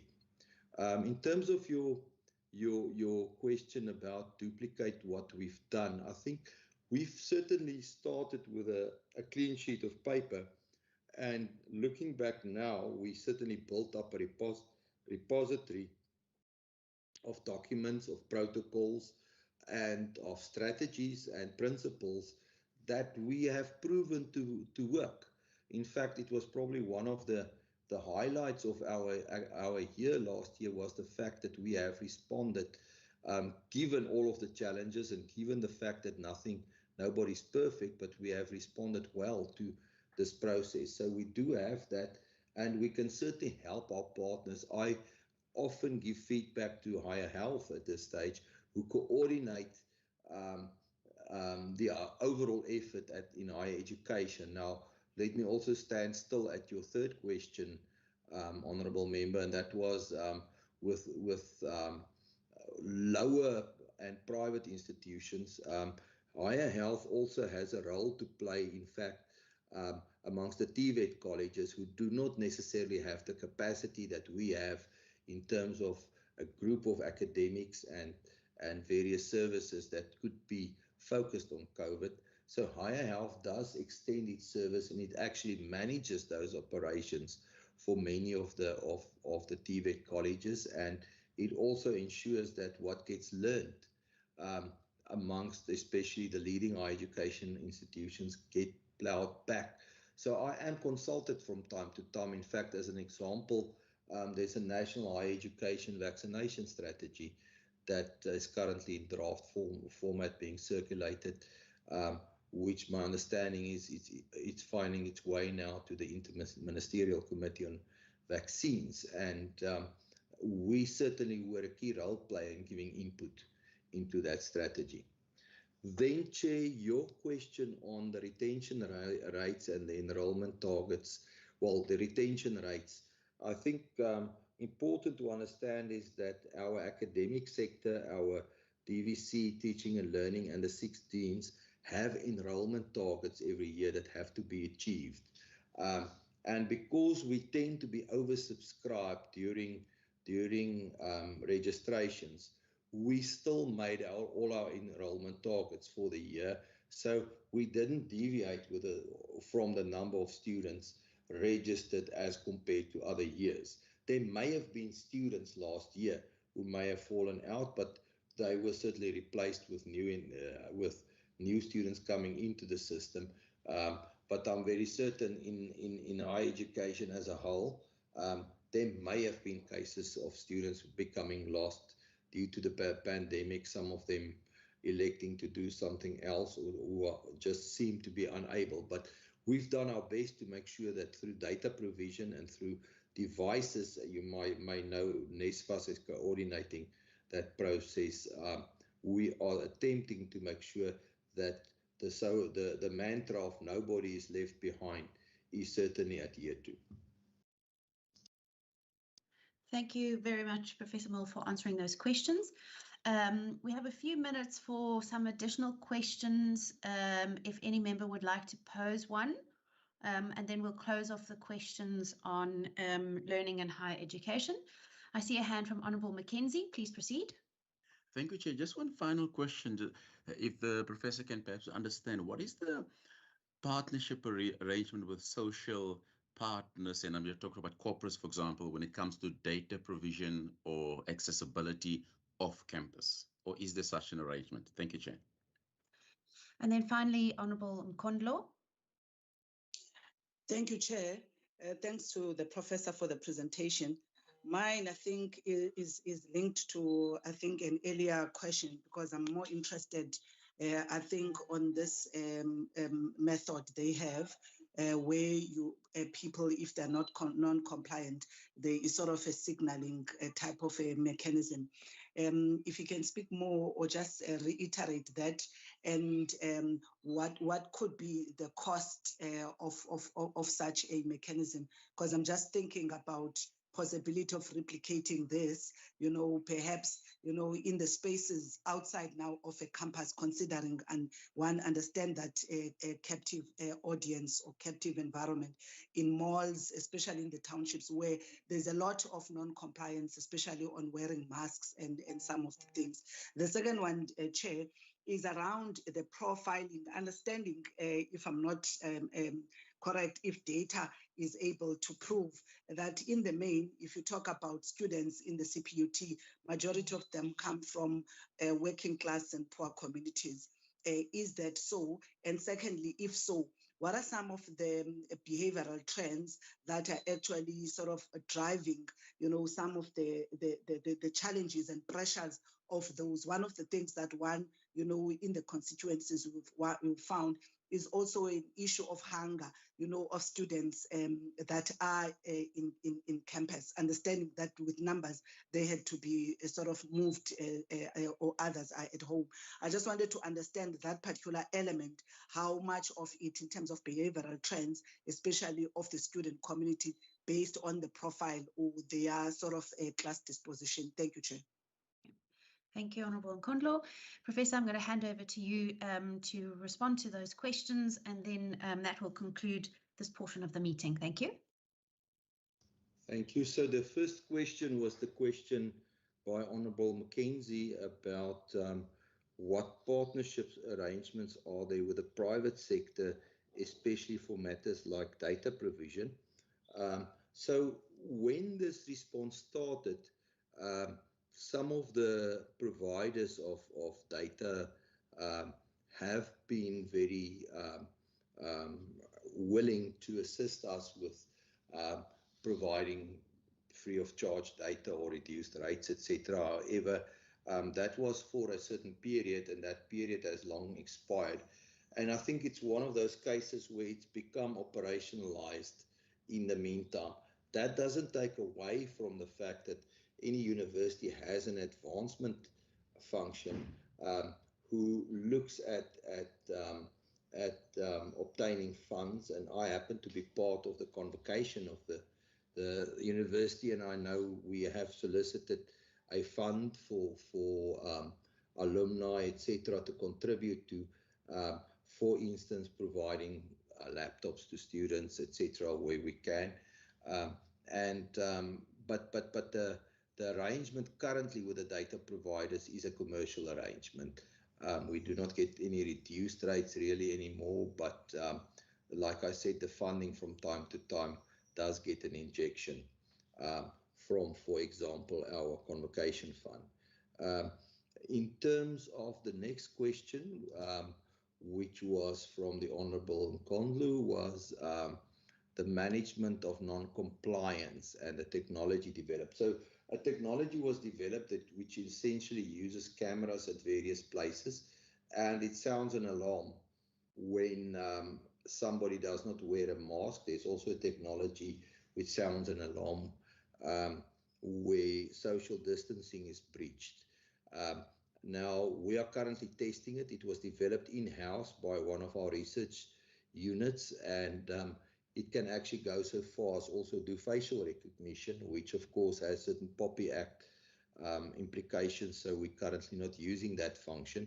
But at least it gives us, because I want to be in a position to monitor the percentage mask worn on campus, and I want to display it to everybody in the community, because once you start displaying it, people realize they are being tracked and they do something about it. As such, I had two options. I could go for this, or I was also looking at a budget of about 50 people patrolling campuses, wearing vests saying they're compliance monitors, and they address people who are not wearing masks. But that proved to be quite an expensive task in terms of deploying people doing that. So the technology seems to be what we will be working on. It's also been used very successfully in the past, having a campus where we do have cameras, and when there was an incident on camera on campus, one could track it. So we are currently in a process, and the results looks very good. I am in contact with the project leader of that process, and it's something which can certainly be used, and I will gladly, Honourable Nkondlo, make available information to you if you need to put us in contact with somebody who can also use that. Then in terms of you asked me to comment on the psychosocial, well, the behavioral trends amongst working class and poor students. Now, firstly, I think there is certainly a psychosocial effect. If I really take a student who has been disadvantaged, they often experience a distance between themselves and the academic institution, and that distance since lockdown has become bigger. So we have had to make available a psychosocial support helpline for students. We certainly note that the incidence of things like depression and even the potential of suicide has increased among student communities, and it's something we are certainly monitoring closely. And we are trying our best to make sure that there are certain on-campus activities for students in order for them not to venture outside, because I can protect them when they're on campus. So if they don't venture outside and they stay within the compound where I said I'm protecting the perimeter, then to some extent I can then arrange, depending on the lockdown level, some healthy outdoor activities, almost sporting type of events for them to take place on within, of course, the frameworks of protocols. As such, I think the role of things like the student representative councils are very important, and we are in regular contact with them. Sometimes, you get requests that you can't yield to. Sometimes you get requests that you can work on to assist them. We do have a new feeding scheme that we are looking at in terms of students who are really poor and have problems with things like hunger, and it has been something of a problem during, for instance, recess periods due to the large number, because given the fact that we have in the past agreed that students may stay in residences, they also stay there during recess periods, and of course that means we have to make provision for them to get meals when they're there, and students certainly pay for 10 months in residence, and if they do so, whether it's through NSFAS or whatever, they're entitled to that. So we do everything we can in terms of that, but whether that's enough, I think it's never enough in terms of students somewhere there. Some might not even be on campus, but might be back in a rural community, but they're still a registered student and they're accessing us online. Whether all their needs are met, I think remains a challenge. And it's a national challenge. I think CPUT is probably a very good case in point due to the fact that it is a university that has always prided itself in the role it plays for the poor and the disadvantaged. But saying that, I think it certainly needs attention from all stakeholders. Thank you, Honourable Member. Thank you very much, Professor, for preparing that presentation for us and for the information and insights and for the work that you do as CPUT for the students. Thank you very much. That then concludes our portion of this meeting on the effects of the pandemic on higher learning. Thank you very much, Professor. Thank you, Chair. Members, we're now going to move on to the effects of the pandemic on the mental well-being of the youth. And we have two presentations today, one from Jelly Beans NGO and the other from the Department of Health, and specifically the Child and Adolescent Psychiatry Division of the Department of Health. We have Ms. Elizabeth Creel from Jelly Beans, and we have Dr. Kliti from the Department of Health to share some insights on this portion of the meeting today. My understanding is that we will commence with Jelly Beans. So, or Dr. Kliti, I know you have some time pressures. Would you just guide me in this respect? Good morning, Chairperson. It would be good if we could start with the department, because I'm joined by Dr. Nassin, and she is a functioning clinician that has clinical work that she has to get to. Absolutely. Ms. Creel, would you mind if we then begin with the Department of Health? No problem. I look forward to their presentation. Thank you. All right, Dr. Kliti, very welcome to the committee again. You're no stranger to this committee. Today, however, we are looking at something slightly different, which would be the child and adolescent psychiatry and specifically the mental well-being of youth in the province. So without any further delays, welcome to you and your team, and I'll hand straight over to you. Thank you very much, Chairperson. So as I've indicated, I'm joined by Dr. Rene Nassin, who is who is a child and adolescent psychiatrist that works at Lentegee Hospital with us. And I'm also joined by Dr. Chris Vallabji, who is our Chief of Strategy, Chief Director for Strategy. We understood that our mandate is to spend 15 minutes with you, and we will try and address the questions that you've posed to us in the best possible way in the 15 minutes provided to us. So just by means of introduction, the issue of mental health and its impact on people generally, but youth and adolescents in this province is an issue of long-standing concern to us as a healthcare system. And to that effect, Dr. Nassin and her colleagues have been party to a process that we started many years ago to address the issue of child and adolescent mental health in the province. But what has been probably one of the bigger impacts, in my estimation, of COVID, it has exacerbated the mental health challenges at the societal level that in its sense now has made this challenge a very acute challenge. So what we will be sharing with you is an approach to mental health and specifically its impact and how COVID has exacerbated that, and then specifically as it relates to child and adolescents in this province. So just to give a, we can go into a lot of detail, but I think it's quite important. We got 5 circles here. We got a continuum. So I will start with the circle left bottom, work my way up to left top, and then back to bottom, back up, back down. And it's really just to understand mental health conditions. And it's a very important part that I want to introduce here, is that mental health conditions can be viewed as a continuum from non-severe to extremely serious. And because we're dealing with this continuum, many times people equate mental health with a severe psychiatric condition, whereas it is a much more bigger continuum.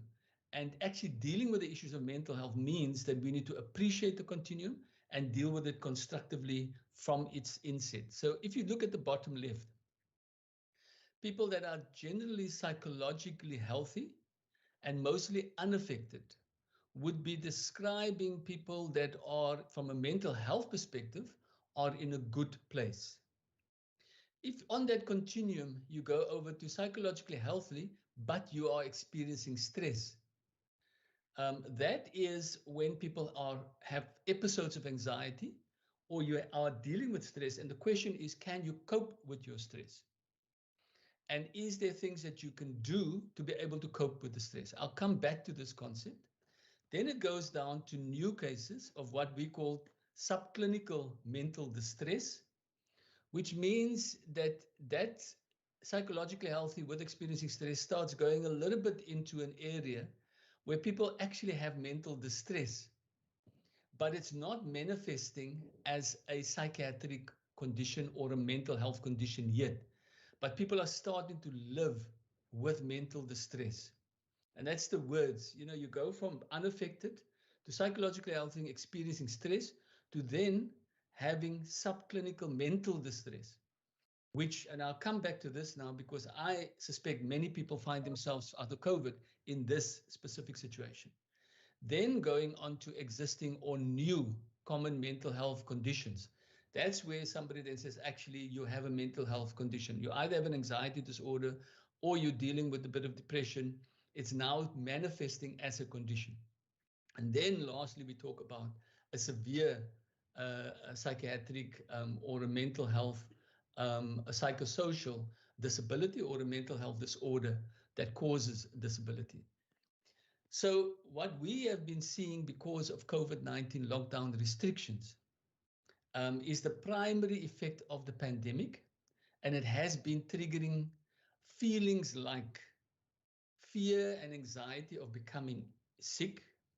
You can imagine every single person on this call must have had that fear and anxiety of becoming sick, specifically of COVID. Exacerbated if they are a little bit older and they are more at risk than others because they got a comorbidity. Can you imagine how many people have lived with that fear and anxiety of becoming sick? But then coupled with that, also fear and anxiety for a loved one to become sick or for a loved one to die. So there is a lot of fear and anxiety that has come about because of COVID over the last 15 months. The second big area, primary effect of the pandemic, is uncertainty about the future. You can imagine also those feelings that we're not sure where this is going to land. We're not sure what the outcome is. And if you had a bit of an uncertain future before, you can imagine how darker this has become in terms of uncertainty for the future. But probably the biggest one is then the feelings of dealing with loss and grief. And dealing with loss and grief is not just a loss of a loved one or somebody being in hospital, but also a loss of a job, a loss of identity, a loss of purpose, a lot of those things. And we're going into probably the greater majority of society. There's probably very few people that can say that they've not been affected by triggering of these feelings. And even the more if it is in youth and in adolescence. The secondary effects being the risk of suicide or self-harm, or then turning to alcohol or substance misuse, and then also exposure to violence and abuse. So these are what we're dealing with as the almost natural things that COVID has introduced into us, but very much at the societal level. And then just the last one, which is probably the most, the CPUT presentation ended there with the questions from member Nkondlo, is it's understanding the proximal and distal drivers for poor mental health. And there's been a series of studies done, a NITSCRAM study. And proximal drivers are issues close to someone, like having stable housing or enough food, while the distal drivers are the kind of crises that you would say in terms of economic downturn and those things. But we have found in this NITSCRAM study that hunger is a very proximal environmental driver of poor mental health. So that all those things are showed. And what the study has shown, and there's been about 5 waves of doing surveys at household level with the people. And one thing that they found, and that's Van der Berg et al., that's part of the NITSCRAM. So in March to May this year, 35% of households, that's a frightening figure, 1 in 3 households have reported running out of money for food. The caregiver in that house, their mental health has been disproportionately affected because of their feelings of worry that there's no food to feed the dependents in the house, especially if there's children in the house. 17% reported household hunger, which means a sixth of households have said, actually, we've gone hungry. It's not just that we've run out of food for money, but we've actually gone hungry. And the most tragic or the saddest part is 14% said there was nothing to give children. Because mainly what happens in households like that, the caregiver, the adults, forgo food so the children can be the one eating. Now, 14% of households, the children had nothing to eat. And that is the issue of how hunger has driven this proximal association. It's been very strong in the NITSCRAM study. But then the distal drivers are the things such as losing a job, having no income, and all of those things that have actually exacerbated. At this point, I'm going to hand over to Dr. Nasser that will take us specifically through the impact on child and adolescent mental health. Renee, over to you. Yes, thank you. And thank you very much for the opportunity to share with you some information from my clinical experience, but also sharing some information from research and recommendations that have come from there.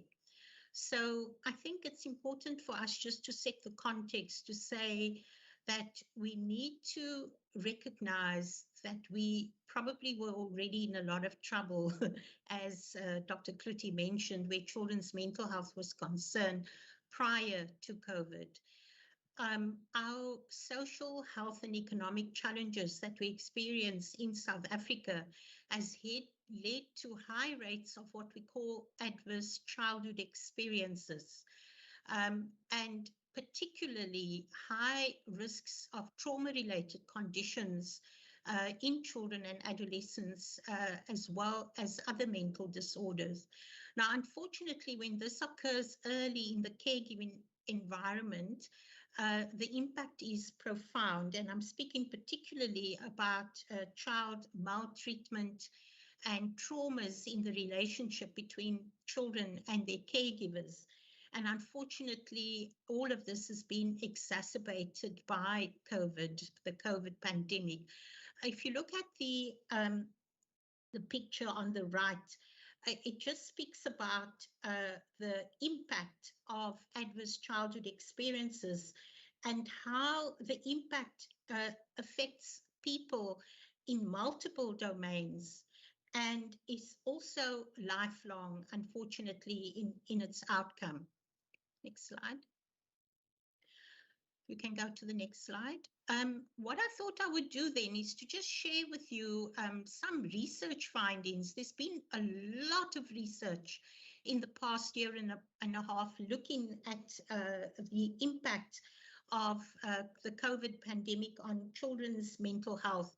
And you will see on the right, that slide is a BBC report that showed an increased incidence in mental disorders in children in the UK.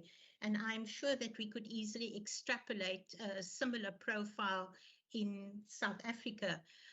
Just to the next slide then, to just give you some of the key findings from that paper. What they have said is that worldwide we are reaching dangerous degrees of cumulative risk factors for mental disorders, and these have been shared by Dr. Kluti. And the truth is that child and adolescent mental health services is an under-resourced medical discipline worldwide. And so, of course, they report that the mental health impact is significant. I won't go into the details, but just to mention a few, such as increased levels of depression, anxiety, and unfortunately increased levels of suicidality.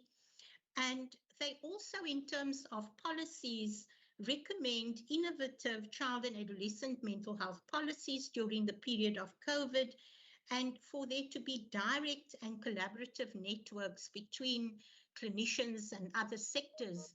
And so when I read their recommendations for parents and their children that you will see on the right side, it was important for me to say, what can we take from that? And all of that applies to us, that we need to continue to attempt to provide continuity of care, and even with the use of technology, that children and their families need to be able to access medication and crisis intervention, and of course the availability of emergency care is important.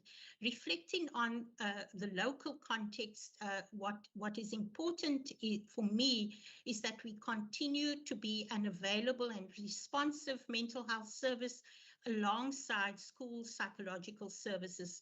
And I cannot stress enough the importance of an intersectoral framework and an action plan in order for us to work alongside each other more effectively. And of course, for us to take a risk and resilience framework, because the thing that we mustn't forget is how incredibly resilient South Africans are and resilient children are. And so we need to then identify the most vulnerable ones and put our energies there. We can go to the next slide, please. Likewise, again, you can see on the left side some interesting titles of articles. One of them actually looks at lower and middle income countries, which I appreciate. And there is a recognition that the impact is greater, unfortunately, and the risk of adverse childhood experiences and so forth is greater. They also recommend a national COVID-19 response for mental health.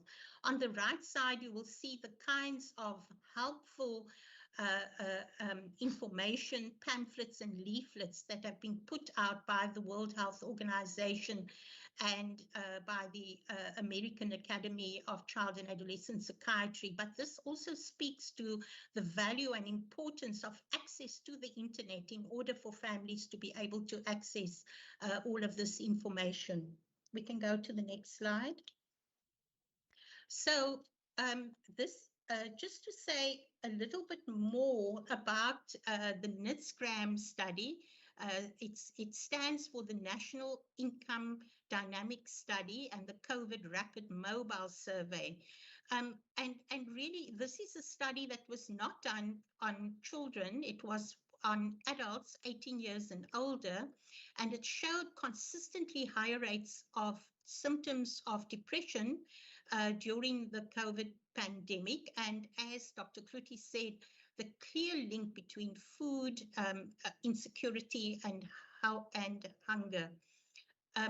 Why do I raise this? Because a parent's mental state and well-being is so intrinsically linked with the well-being of a child. And what they have actually seen, that there were fewer symptoms of depression when the adult reported that the child was not hungry. And this speaks to the importance of the feeding schemes that schools have continued to provide. And then the last point is really about the importance of early childhood development in South Africa, how attendance has markedly dropped, how parents have struggled to afford the fees, and how important it is to track children's access to early childhood development, because that is the way in which we are going to protect these children going forward. Next slide.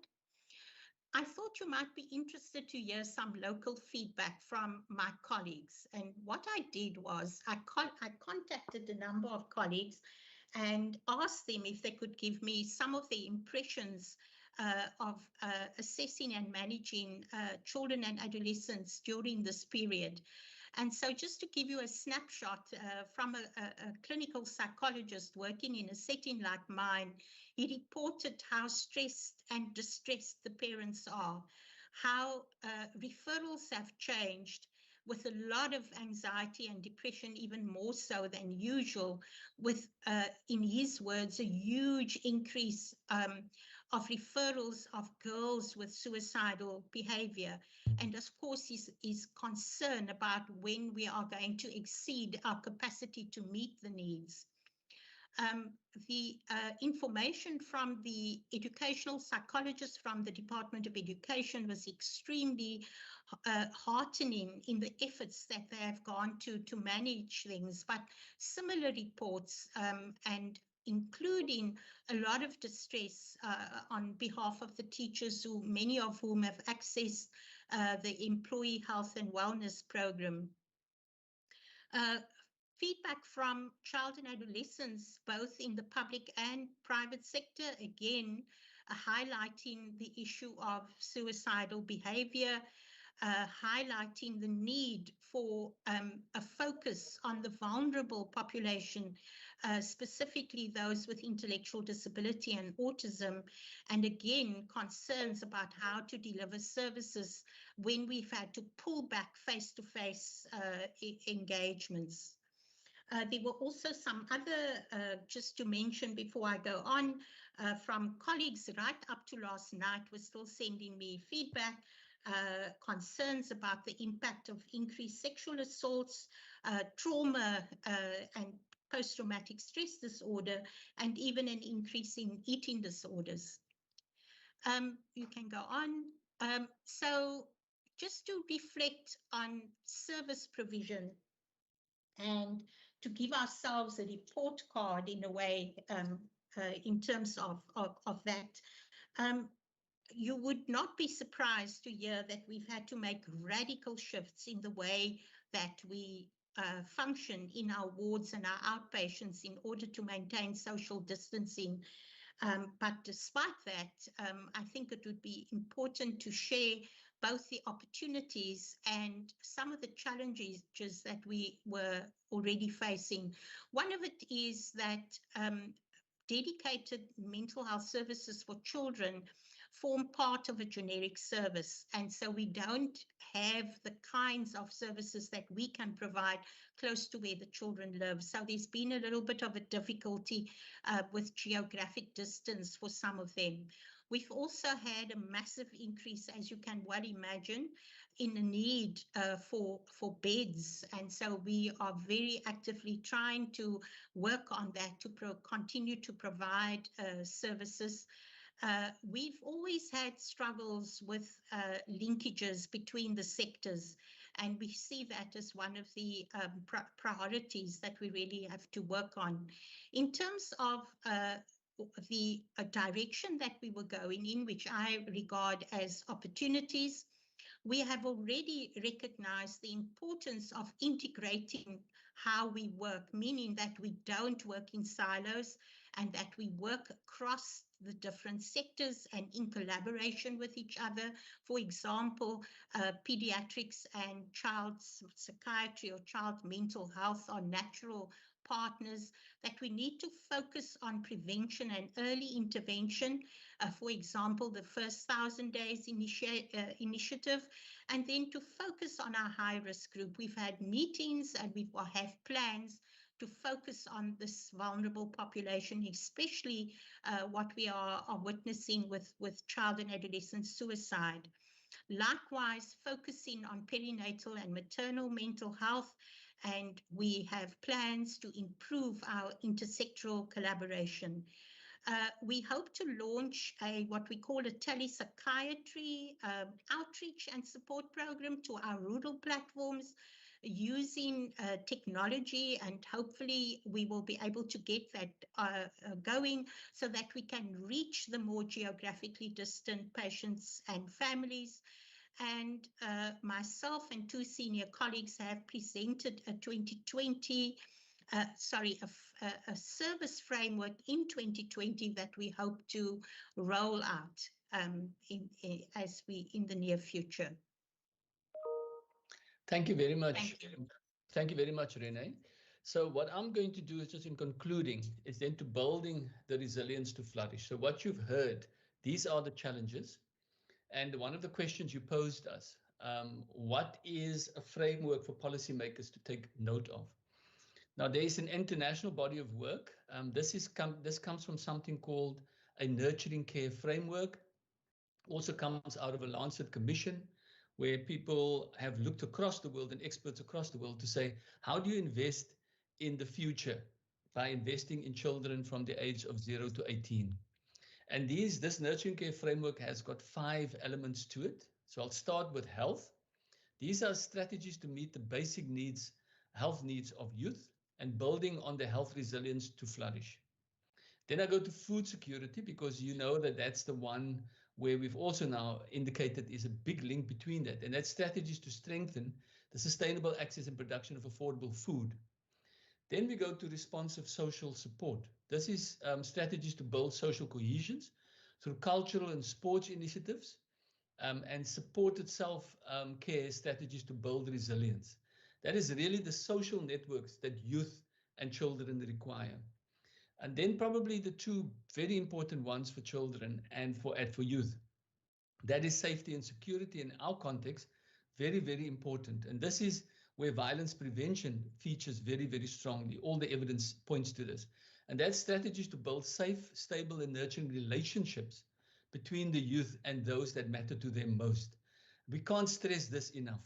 Any child that's alienated from not having a caring network of parents or caregivers, and then at least one other adult that looks out for them, it's probably the most powerful intervention for violence prevention. And then the one that you have asked as a committee, that's the learning and the economic opportunities for youth. That's strategies for scaling up learning and economic opportunities for youth, but at a scale that we've not seen. I think one of your members asked the question earlier, whatever we're doing at the moment is not actually getting the desired results. We are getting higher and higher levels of unemployment, higher and higher levels of disconnected youth. So whatever we're doing in learning economic opportunities, we need to radically relook that and scale it up into a different frame. So in conclusion, poor mental health is not limited to people with psychosocial disability or severe psychiatric illness only. Anyone can experience, that includes every one of us on this call, can experience poor mental health when stresses becomes overwhelming. When stresses are manageable, we manage and we cope. When the stress becomes a little bit too much, it becomes overwhelming, we are experiencing poor mental health. The COVID-19 pandemic has had devastating effect in demonstrating this intrinsic link between health and the economy. We don't have to go too much in that, but you can see here, healthy mind, healthy body, healthy young people need to be able to have opportunities for the economy. It's not one or the other, it is both. The pandemic has exacerbated the existing drivers of poor mental health for youth and is likely to have significant implications for especially vulnerable youth. There's renewed opportunities for enhanced efficiencies in the implementation of existing well-conceived plan and service frameworks that focuses on innovation, integration, accessibility. And in building forward, we need to leverage of the lessons of COVID-19, what it's taught us about enhancing the health system's responsiveness, information communication technologies. It changes the way we think about health service, but opens a new world of possibility. Thank you very much, Chairperson. Thank you very much, Dr. Kluti and Dr. Nassan, for those very important insights that you've shared with us. I'm going to see, are there any questions to the Department of Health at this stage? If members would raise their hands, please. We're going to do a round of questions and then we'll move over to jelly beans once we've concluded those. Honourable McKenzie. Thank you, Chairperson. Thank you for the presentation, Dr. Kluti and your team. One of the lines that struck me, hunger is a proximal environment driver of poor mental well-being. That's obviously quite a powerful statement. I just want to ask one question on that, Chairperson. To Dr. Kluti, now that you have the information, and I'm sure that your colleagues in social development might or might not have this information, how does this feed into their food strategy to ensure that we don't deal with this big challenge? Thank you. Thank you. Honourable Nkondlo. Thank you, Chair. Following up on Honourable McKenzie, is indeed the relationship of Department of Health with this valuable information with the Department of Social Development, including, I think, the Children's Commission that we're having in the province. How are they working together to ensure that also some of these social problems gets to be highlighted and integrated in planning and the response interventions that are put together. Then my other one, Chair, is that I saw the telepsychiatry that's going to be given to rural areas. I just wanted to understand that in some of the poor and working class communities in the city, which is in the metro now, are these services available? Because one, as one was listening, can just imagine the kind of pressures, especially of children that are in these, especially in informal settlements that are highly congested. Currently, one has situations where there is mass shootings, where these children are exposed to those kind of visuals, where there would be a mass shooting in a particular corner and everybody, including children, will have to be exposed to such. And indeed, the impact of this, including the fact that because of lockdown, you know, they are subjected in terms of constrained spaces for them to be able to play, which is one of the natures of that stage of being a child. You want to go out, you want to play, and some of these facilities are not there. So that is why I'm asking whether is there this particular service in the kind of metro settings to provide that psychiatrical support. Thank you, Chair. Thank you. And then finally, we have Honourable Windvogel. Thank you, Chairperson. Chair, my question, I'm actually partly covered by Honourable Member Nomi Kondlo, but mine is I really want to know on that issue of slide 4, to what extent has the pandemic triggered alcohol and substance abuse and other drugs amongst youth in the province? And how has admissions in our psychiatric hospitals increased during the period of COVID-19? And it's actually I like the presentation where the HOD identify the problems, especially when it comes to hunger.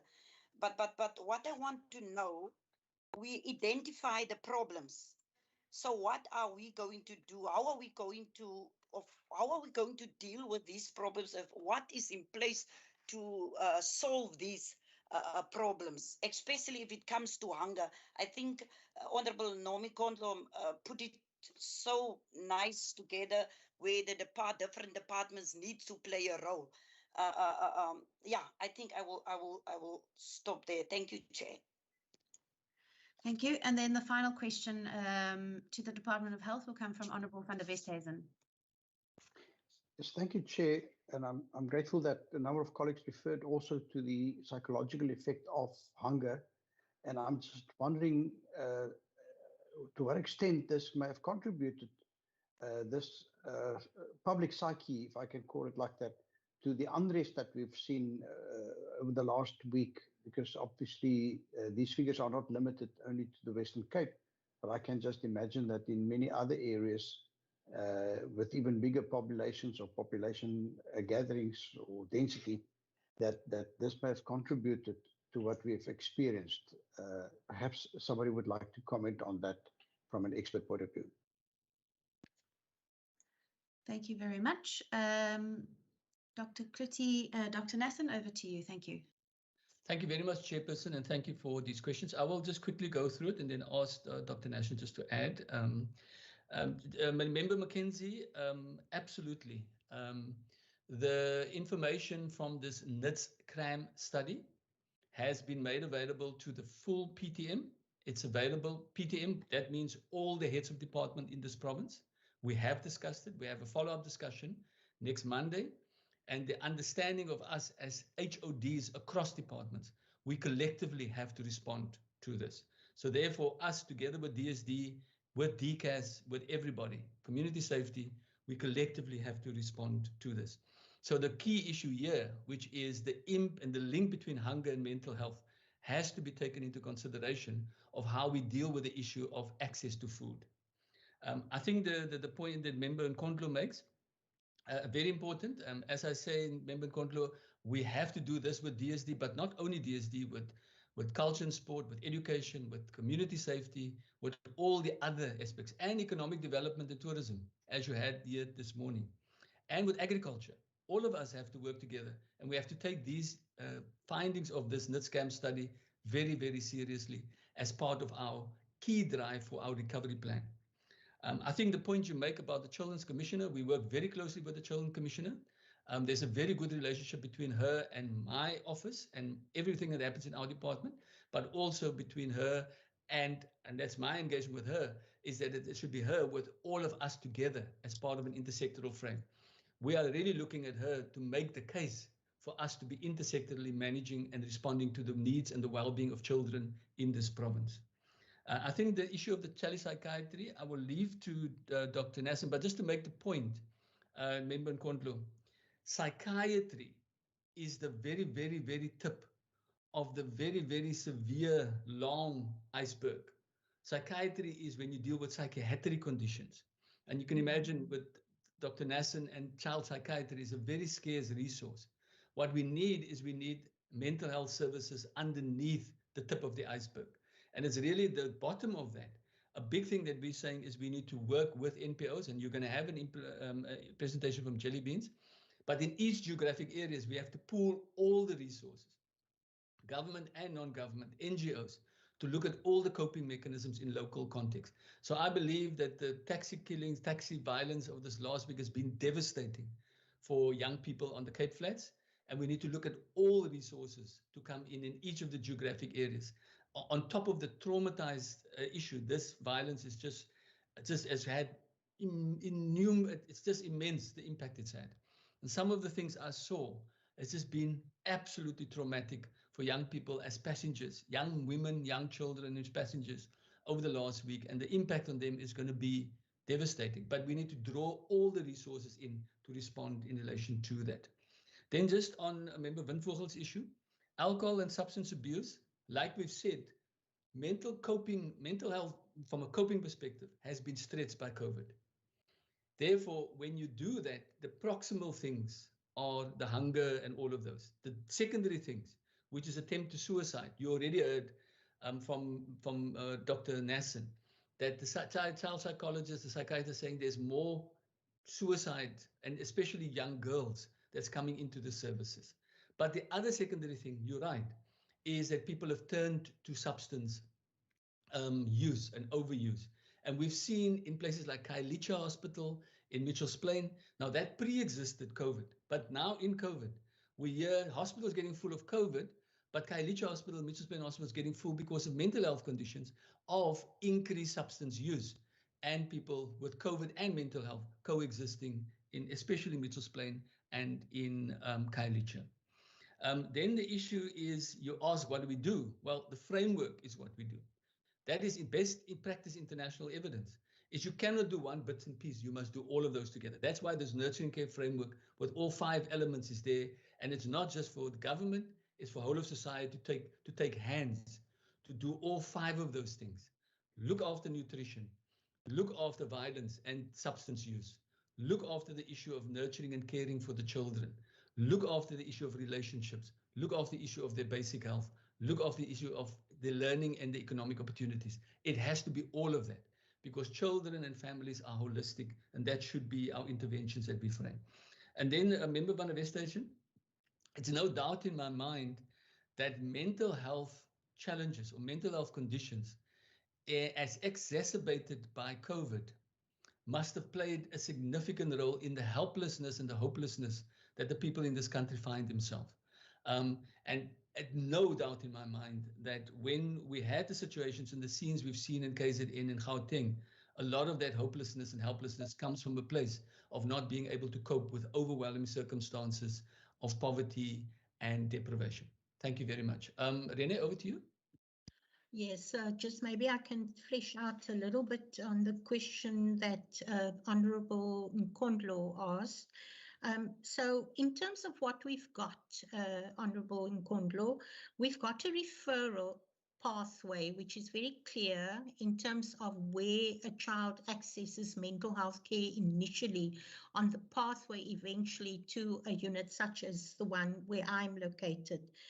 The problem is access at the moment. So if you are a child in the private sector, access has been maintained via technology means, and unfortunately with us, we have not been as successful. So we have had to arrange socially distanced face-to-face sessions, but unfortunately, it's not every family who can afford to come for a visit. And those who cannot, we've had to use telephonic contact. Now, the difficulty there again is that some families don't even own their own mobile phones. So we have found that numbers change very often, and this is a big concern for us to maintain contact really of the poorest of families. And also a lack of data, a lack of being able to afford airtime and data and so forth. However, having said that, we've managed to maintain regular sessions between psychologists, between occupational therapists, between child and adolescent psychiatrists. We've had this combination of telephonic and face-to-face sessions. When it comes to the telepsychiatry program, unfortunately, that would be difficult to implement at the moment in terms of face-to-face contact, but we are well on our way to functioning in terms of providing outreach and support to our colleagues who are working at primary levels of care using this technology. Thank you. Thank you, Chairperson. I think we've covered all the questions. Thank you very much to the Department of Health then for sharing these insights with us today. Thank you for preparing and answering our questions. We will now move on to Jelly Beans and their presentation, and I'd like to welcome Mrs. Creel. Thank you very much for your patience, ma'am. Please be welcome, and I'm going to hand directly over to you. Thank you. Great, thank you very much. I'd like to say thank you very much for the opportunity to present to you some of the concerns that we've been dealing with in the last year and a little bit. Thank you to all of the honourable members for being here and listening to what it is that we are going to be discussing with you. I'd also like to say a big thank you to Dr. Nassen and Klutter in terms of their presentation, because I think it dovetails really well with what it is that we're going to be speaking about, and really would just like to affirm a lot of what it is that they've been saying. So I'm not sure why the presentation is not quite working exactly how I'd like it to, because I'd like for each slide to be individually seen, but we will do our best. I can always forward, there we go. I can also forward the presentation to everyone afterwards. If we could please move to the next slide, Wasima. So just very briefly, Jelly Beans is a non-profit organization focused on providing services to children that have experienced trauma, abuse, and neglect. We work with children from the ages of 0 to 18 and their families. We're based in the Western Cape, more in terms of the Milnerton side of Cape Town, where there are very, very limited services in terms of therapeutic services. Thank you. Next slide. So, as Dr. Nassen had spoken earlier on, the impact of prolonged or repeated trauma influences the neurobiology of the child's developing brain. And our children pre-COVID were already incredibly vulnerable. Just to give you an idea, in terms of sexual abuse, 1 in 3 children will be sexually abused by the age of 17. Physical abuse, neglect, domestic violence, community violence, we know all of those have a very significant impact in the way that children's brains grow. And we find that a lot of our children are consistently living in a space of low-level fear, which has an implication in terms of their behavior, their relationships, their emotions, and their ability to learn. And we must please not forget children with disabilities, who make up approximately 7.5% of the child population, that they're more vulnerable than our other children. Next slide. So I think, apologies for some of the formatting, which seems to have gone a little bit funny. I think in terms of the most significant factors in the last year and a couple of months that have impacted on the mental health of children that we are working with is the increase in gender-based violence. And there's a quote here from a child who says, "It's been very difficult to stay home when parents lost jobs, and we children have been exposed to more gender-based violence than before. Gender-based violence has taken a serious rise." And that was definitely our experience as well. Children and families are, particularly during lockdown, were enclosed in sort of very small areas. There was little opportunity for accessing outside help. And there was a lot of frustration. And so we saw a significant increase in gender-based violence, a significant increase in sexual abuse, and also sexual abuse perpetrated by children on other children, and a significant increase in terms of physical and emotional abuse, and also children accidentally or on purpose accessing pornography, because online learning became much more the norm, where children were, engaging in learning. But unfortunately, for many of our children, pornography has been the outcome of what it is that they have learnt. And we know that all of these have serious and long-term consequences for children. And I think I'd like to just underline not only mental health consequences, but health consequences, educational consequences, physical consequences. So really on so many different levels, the lockdown has really exacerbated the trauma that our children and families are being exposed to. Next slide, please. What was very sad for me was to see that the child protection services were and still very much are inaccessible to children and families.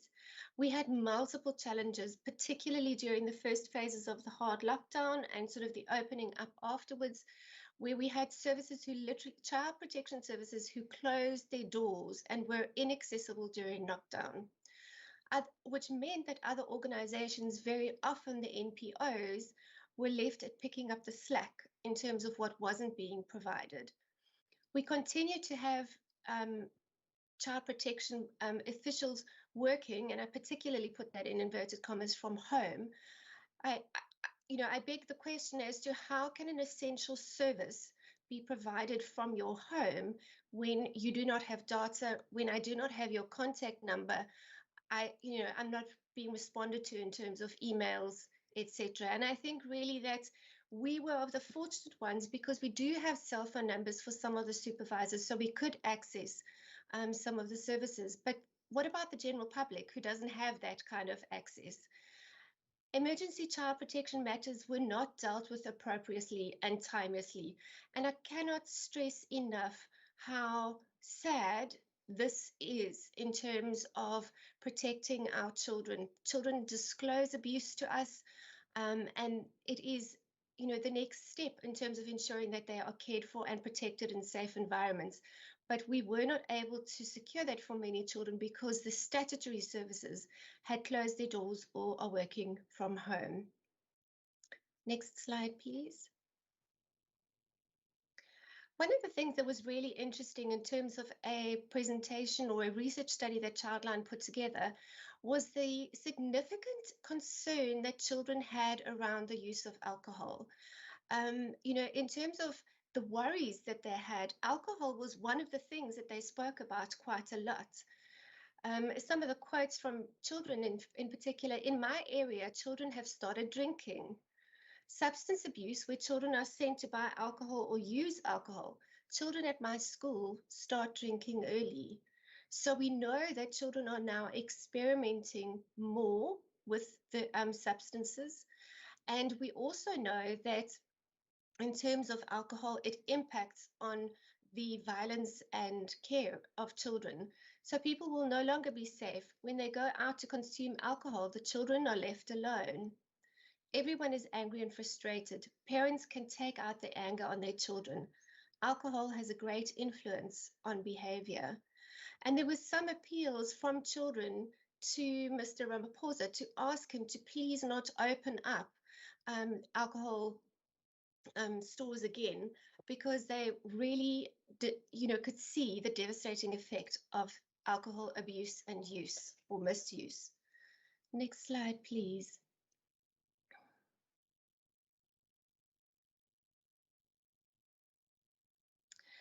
Another concept that is important for us to think about is that in terms of the COVID pandemic, we know many losses happening in terms of death. But what we need to consider is that these losses often occurred quite differently to how other deaths or losses may have occurred. So, for instance, the deaths have been sudden with no time for goodbyes. A lot of families, there was no opportunity to say goodbye. Somebody fell ill, were admitted to hospital, and there was no communication with that person while in hospital. There was no opportunity to go and, take care of them while they were in hospital. We know that children seldom get appropriate explanations regarding death and funerals. A lot of adults are uncomfortable in terms of talking to children around death or do not know how to have these conversations about death, which leaves children having to make up their own ideas as to what might be going on. And often that leads to children blaming themselves for the kind of devastation they see around them. We also had, when caregivers died, children who were suddenly moved from one family to another family without much explanation, and it happening quite suddenly. We also need to just please keep in mind that children, especially young children, do not understand the concept of death. It is an abstract concept, and we really need to be taking time to explaining these issues to children in appropriate ways. Thanks, Wasima. Next one. What's also interesting to think about is what impact mask wearing has in terms of children and their communication. So young children rely very much on reading adults' faces. So in terms of them understanding their world, they look to adults for information and guidance, but they don't look to adults in terms of words. And the face is a part of our nonverbal communication that is very important to communicate. And for a lot of young children, that became problematic. In particular, also for children who are traumatized, being able to read the nonverbal cues or language of others is exceptionally important for them to be able to survive. It is their strategy to be able to know when trouble might be brewing or on its way and what they can be doing in terms of protecting themselves. It, of course, would also impact on the understanding of language for children with hearing impediments, because they would not be able to read lips, and have that extra support in terms of understanding language. Thank you. Next one. In terms of education, and we've heard a lot around the higher education earlier on, I think there were so many challenges that our children faced, from lack of resources to be able to access online learning or access the services of learning, the lack of adult support and supervision, continuous interruptions when working from home, not having a private space for children to work. A lot of our children ended up having to do household chores or taking care of their siblings. And children had a lot of concerns around this issue because they were so uncertain as to what would be happening, in particular our older children. I worry a lot about my schoolwork. We are very behind. I am worried because I'm repeating grade 12 and this lockdown is holding me back towards finishing school. On the other hand, also school became a place that which should be a safe place, became a place of concern for some children. I think government must not open schools because we're going to die, and I want to grow old and become a doctor and help the world. Can you hear the messaging that children are taking from what they're hearing around them? Is that if you get the virus, that you die. So if you go to school, you're going to die. If your parent works outside, contracts the virus, you're going to die. This was particularly prevalent in the early stages of the lockdown and the pandemic. Next slide, thank you. So we've had some beautiful financial conversations, but this is a financial conversation around how it looks for children. We had poverty before COVID. COVID and then the lockdown resulted in the loss of jobs, which resulted in hunger, and just thinking about all the mental health consequences of that, which led to parents being stressed and distressed.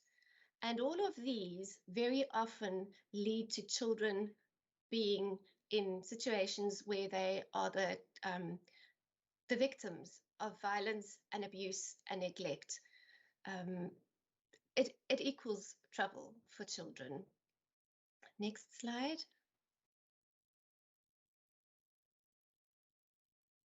Just a quick note around messaging regarding the COVID pandemic, that the media was not always very child-friendly for children to understand what is a virus.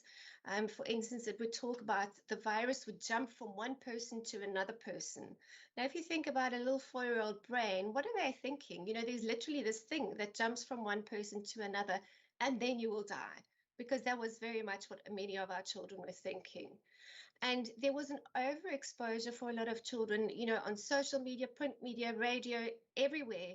There was a conversation around the virus, which is important. But our adults and our parents taking care of children need to look at limiting some of this messaging that is being bombarded at children. Next slide. Apologies for the formatting, that seems to definitely have gone wrong. So as discussed earlier by Dr. Nasson and Dr. Klutzer, we've seen a significant increase in anxiety in terms of suicidal thoughts, incomplete suicides, as well as completed suicides. And also just thinking about the impact that a completed suicide would have on other children in that community would also then affect their mental health. We've seen an increase in depression and self-harm, and a sense of hopelessness and lack of motivation from young people, having a real sense that, things aren't going to get better, there's nothing that I can do, and feeling really, really hopeless. Next slide.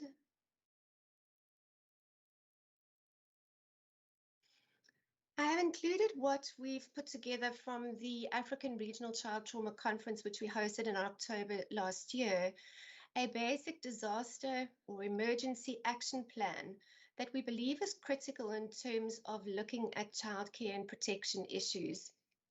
I have included it in the brief that I have written up for everybody, and we've highlighted here 11 points that we think is really important in considering how we begin to look at developing action plans so that we are not caught again with our pants down, should it be that we are hit by another pandemic. I think that what this pandemic has taught us is that we are a long way away from being able to protect and care for children. And we need to be able to improve our disaster plans. We need to be able to mobilize our resources much more effectively. And we need to be able to have services available to children on the front line. Next slide.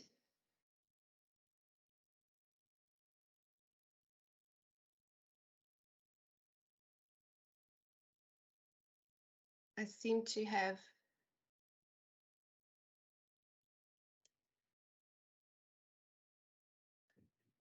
Can people hear me? I seem to have. Yes. You can hear me. Okay, apologies. If we can move to the next slide. So I think for another a couple of other thoughts that I think is important is just to consider that we need to have opportunities where psychosocial support is much more available and accessible to children. It is currently extremely limited. We cannot deal with the number of children that need our services. We literally have referral lists that sometimes are months long. And we need to be equipping not only our professionals, but community members and other people who receive children in crises. We need to equip them with psychological first aid. I think we also need to think practically and on the ground, what are some of the basic things or creative things that we can be doing with children to be helping them manage stress, as for example, exercise. And then the last slide is just my contact details, should anybody wish to have those. I'm not able to see the slides. Somehow my connection is not great, but you can get my contact details on that slide. Thank you very much for your time, and I look forward to your questions.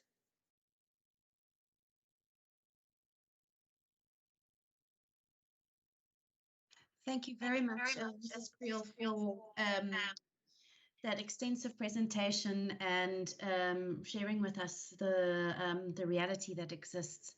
I'm sure there are going to be a number of questions from the members, which we'll take now, and which will follow in the same way. We'll take a round of questions if you don't mind. If members would indicate by show of hands who would like to pose a question. If I may just kick off, I'd just like to understand, is there some literature that exists for parents for different age groups of children, that are at home or having to now do learning from home on what to do, what not to do, what to watch out for, so that as parents, we can, do the right thing and also know when we need to seek help and where to seek help. So just to understand, where are there resources for parents and where can parents access them? Then we have Honourable Bosman.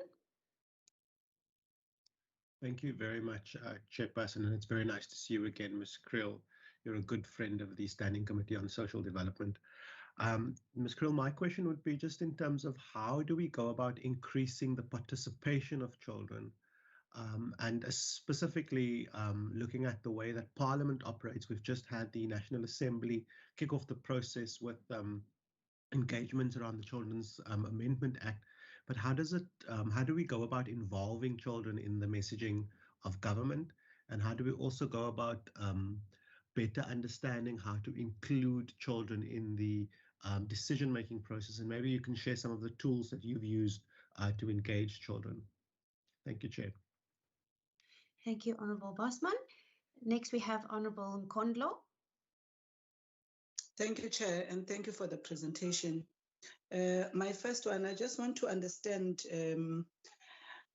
what is the presence of the kind of organizations that are working in the space of child mental support, particularly, servicing poor areas. If maybe Jelly Bean is aware of such other organizations like themselves that are available or existing to provide this kind of service.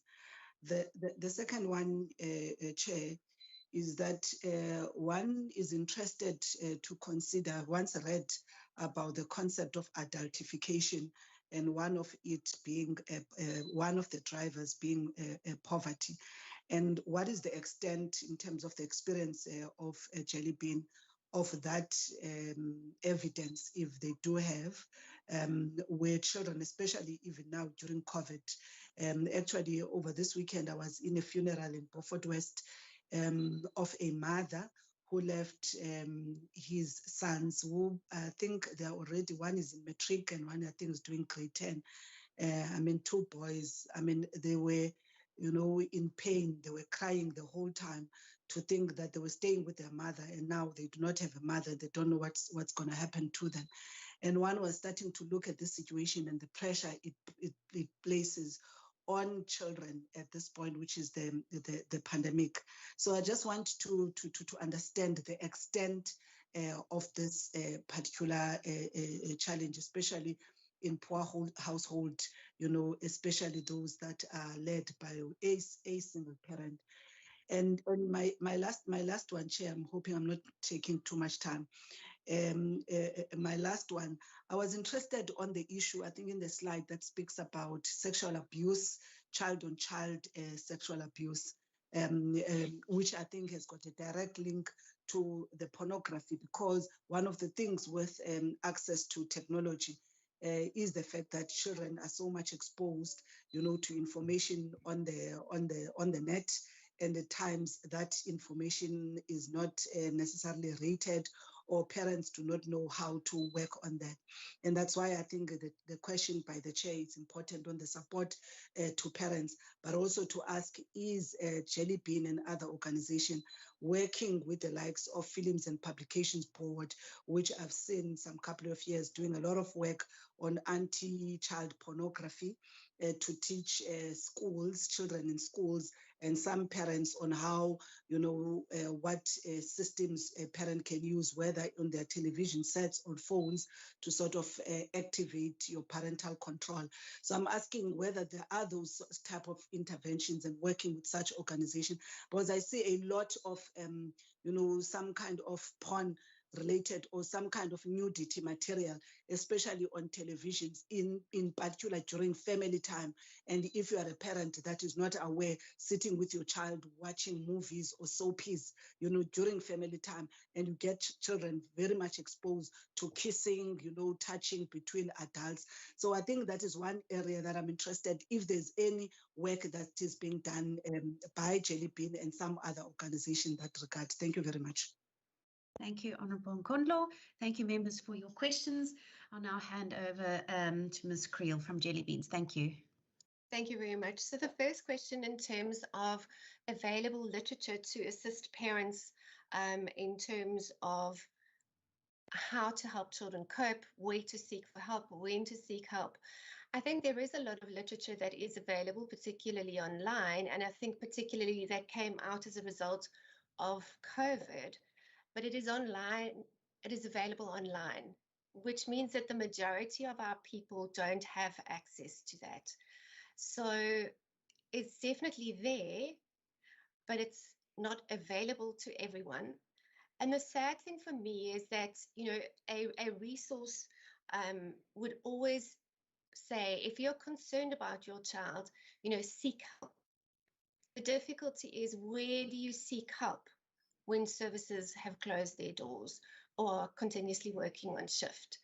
Our services are absolutely overrun with need. And so, that for me is the concern, is that we encourage people to seek help, but there's few resources where they can seek help. I think it is important, obviously, for children to be participating in the messaging that is going out. I know the Children's Commissioner has done a lot of work around child participation, you know, and how that should look and how we should be involving children. And I think also we need to be involving people who are experts in terms of different age groups. So, you know, you can't really ask a 4-year-old how to participate or what messaging they need, but as an ECD practitioner, you would know what are the kinds of issues that these children are dealing with, but also how can we communicate with them that is age appropriate. So I think there's still a lot of work that we need to do in terms of child participation, in really getting children to participate in decisions and communications around them. In terms of the presence of organizations, mental health support organizations, particularly in the poorer areas, I wish I had happy news, but I don't. I think Jelly Beans is the only child mental health organization, and we focus specifically on trauma, that is available from the Red Cross Children's Hospital up the West Coast. There are no centers or organizations in the West Coast areas, and you know, even from Red Cross Children's Hospital to us is a significant amount or distance. So we really are failing our children in terms of mental health services. I think what's also important maybe to say here is that most of the referrals that we get at Jelly Beans are children who've been sexually abused. So my question is, what happens to the other children, the children that are dealing with losses and physical abuse and emotional abuse or neglect? Why are we not seeing those children? Because we know that they are there. So, you know, is it still that sexual abuse is seen as the worst of the worst kind of abuse that can happen to children? Why are we not saying any form of abuse, exposure to domestic violence, any form of abuse or trauma that children experience should be, you know, children should have access and be able to engage in a healing process in order to help them cope.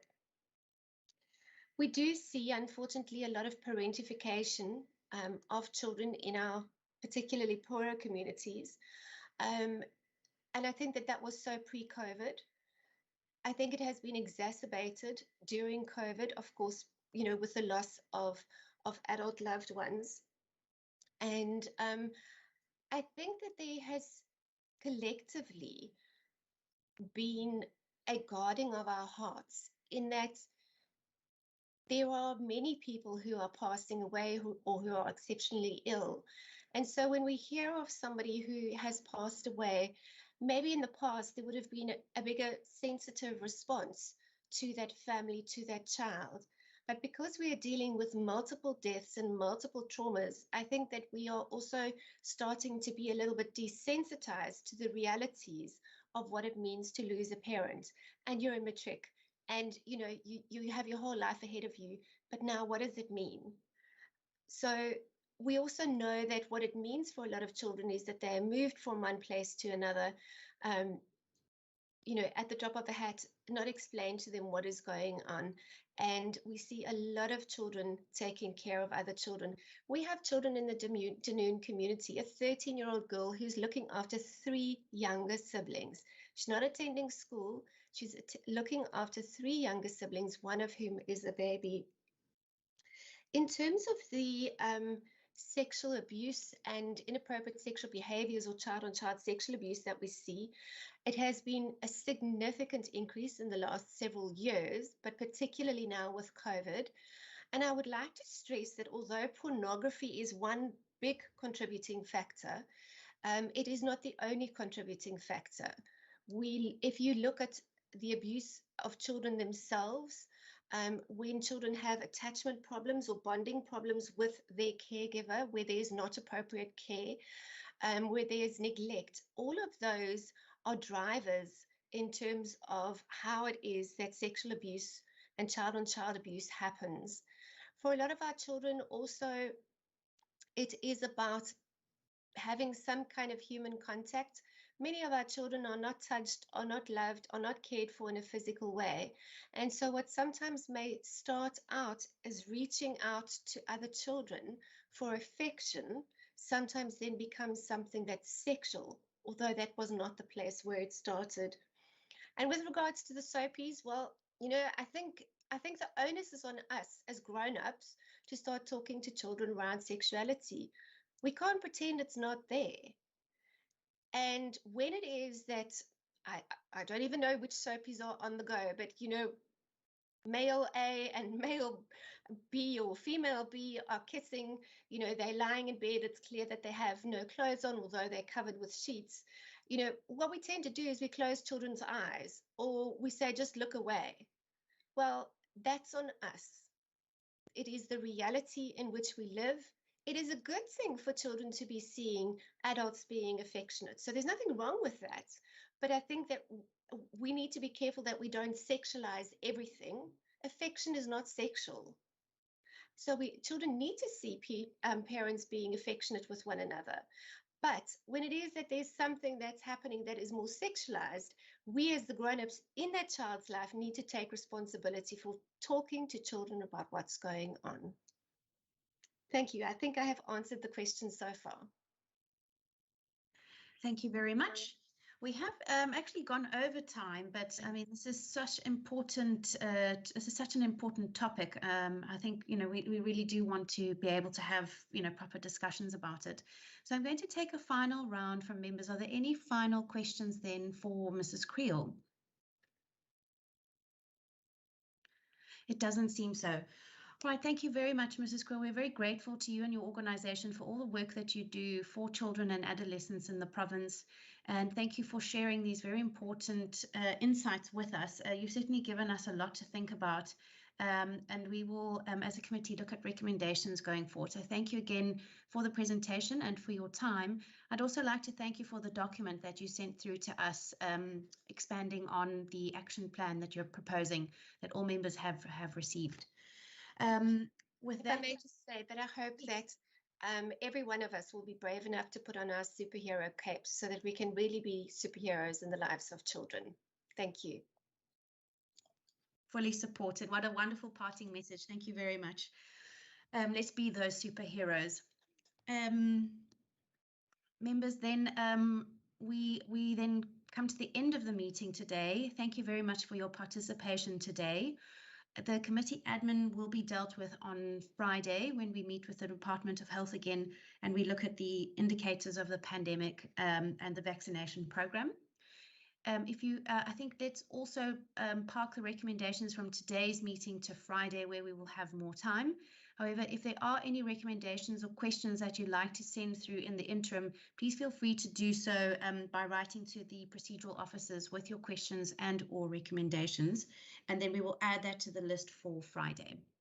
Right, if that is then all said and done, thank you again. Stay warm and stay safe. This ad hoc committee meeting is adjourned. Thank you.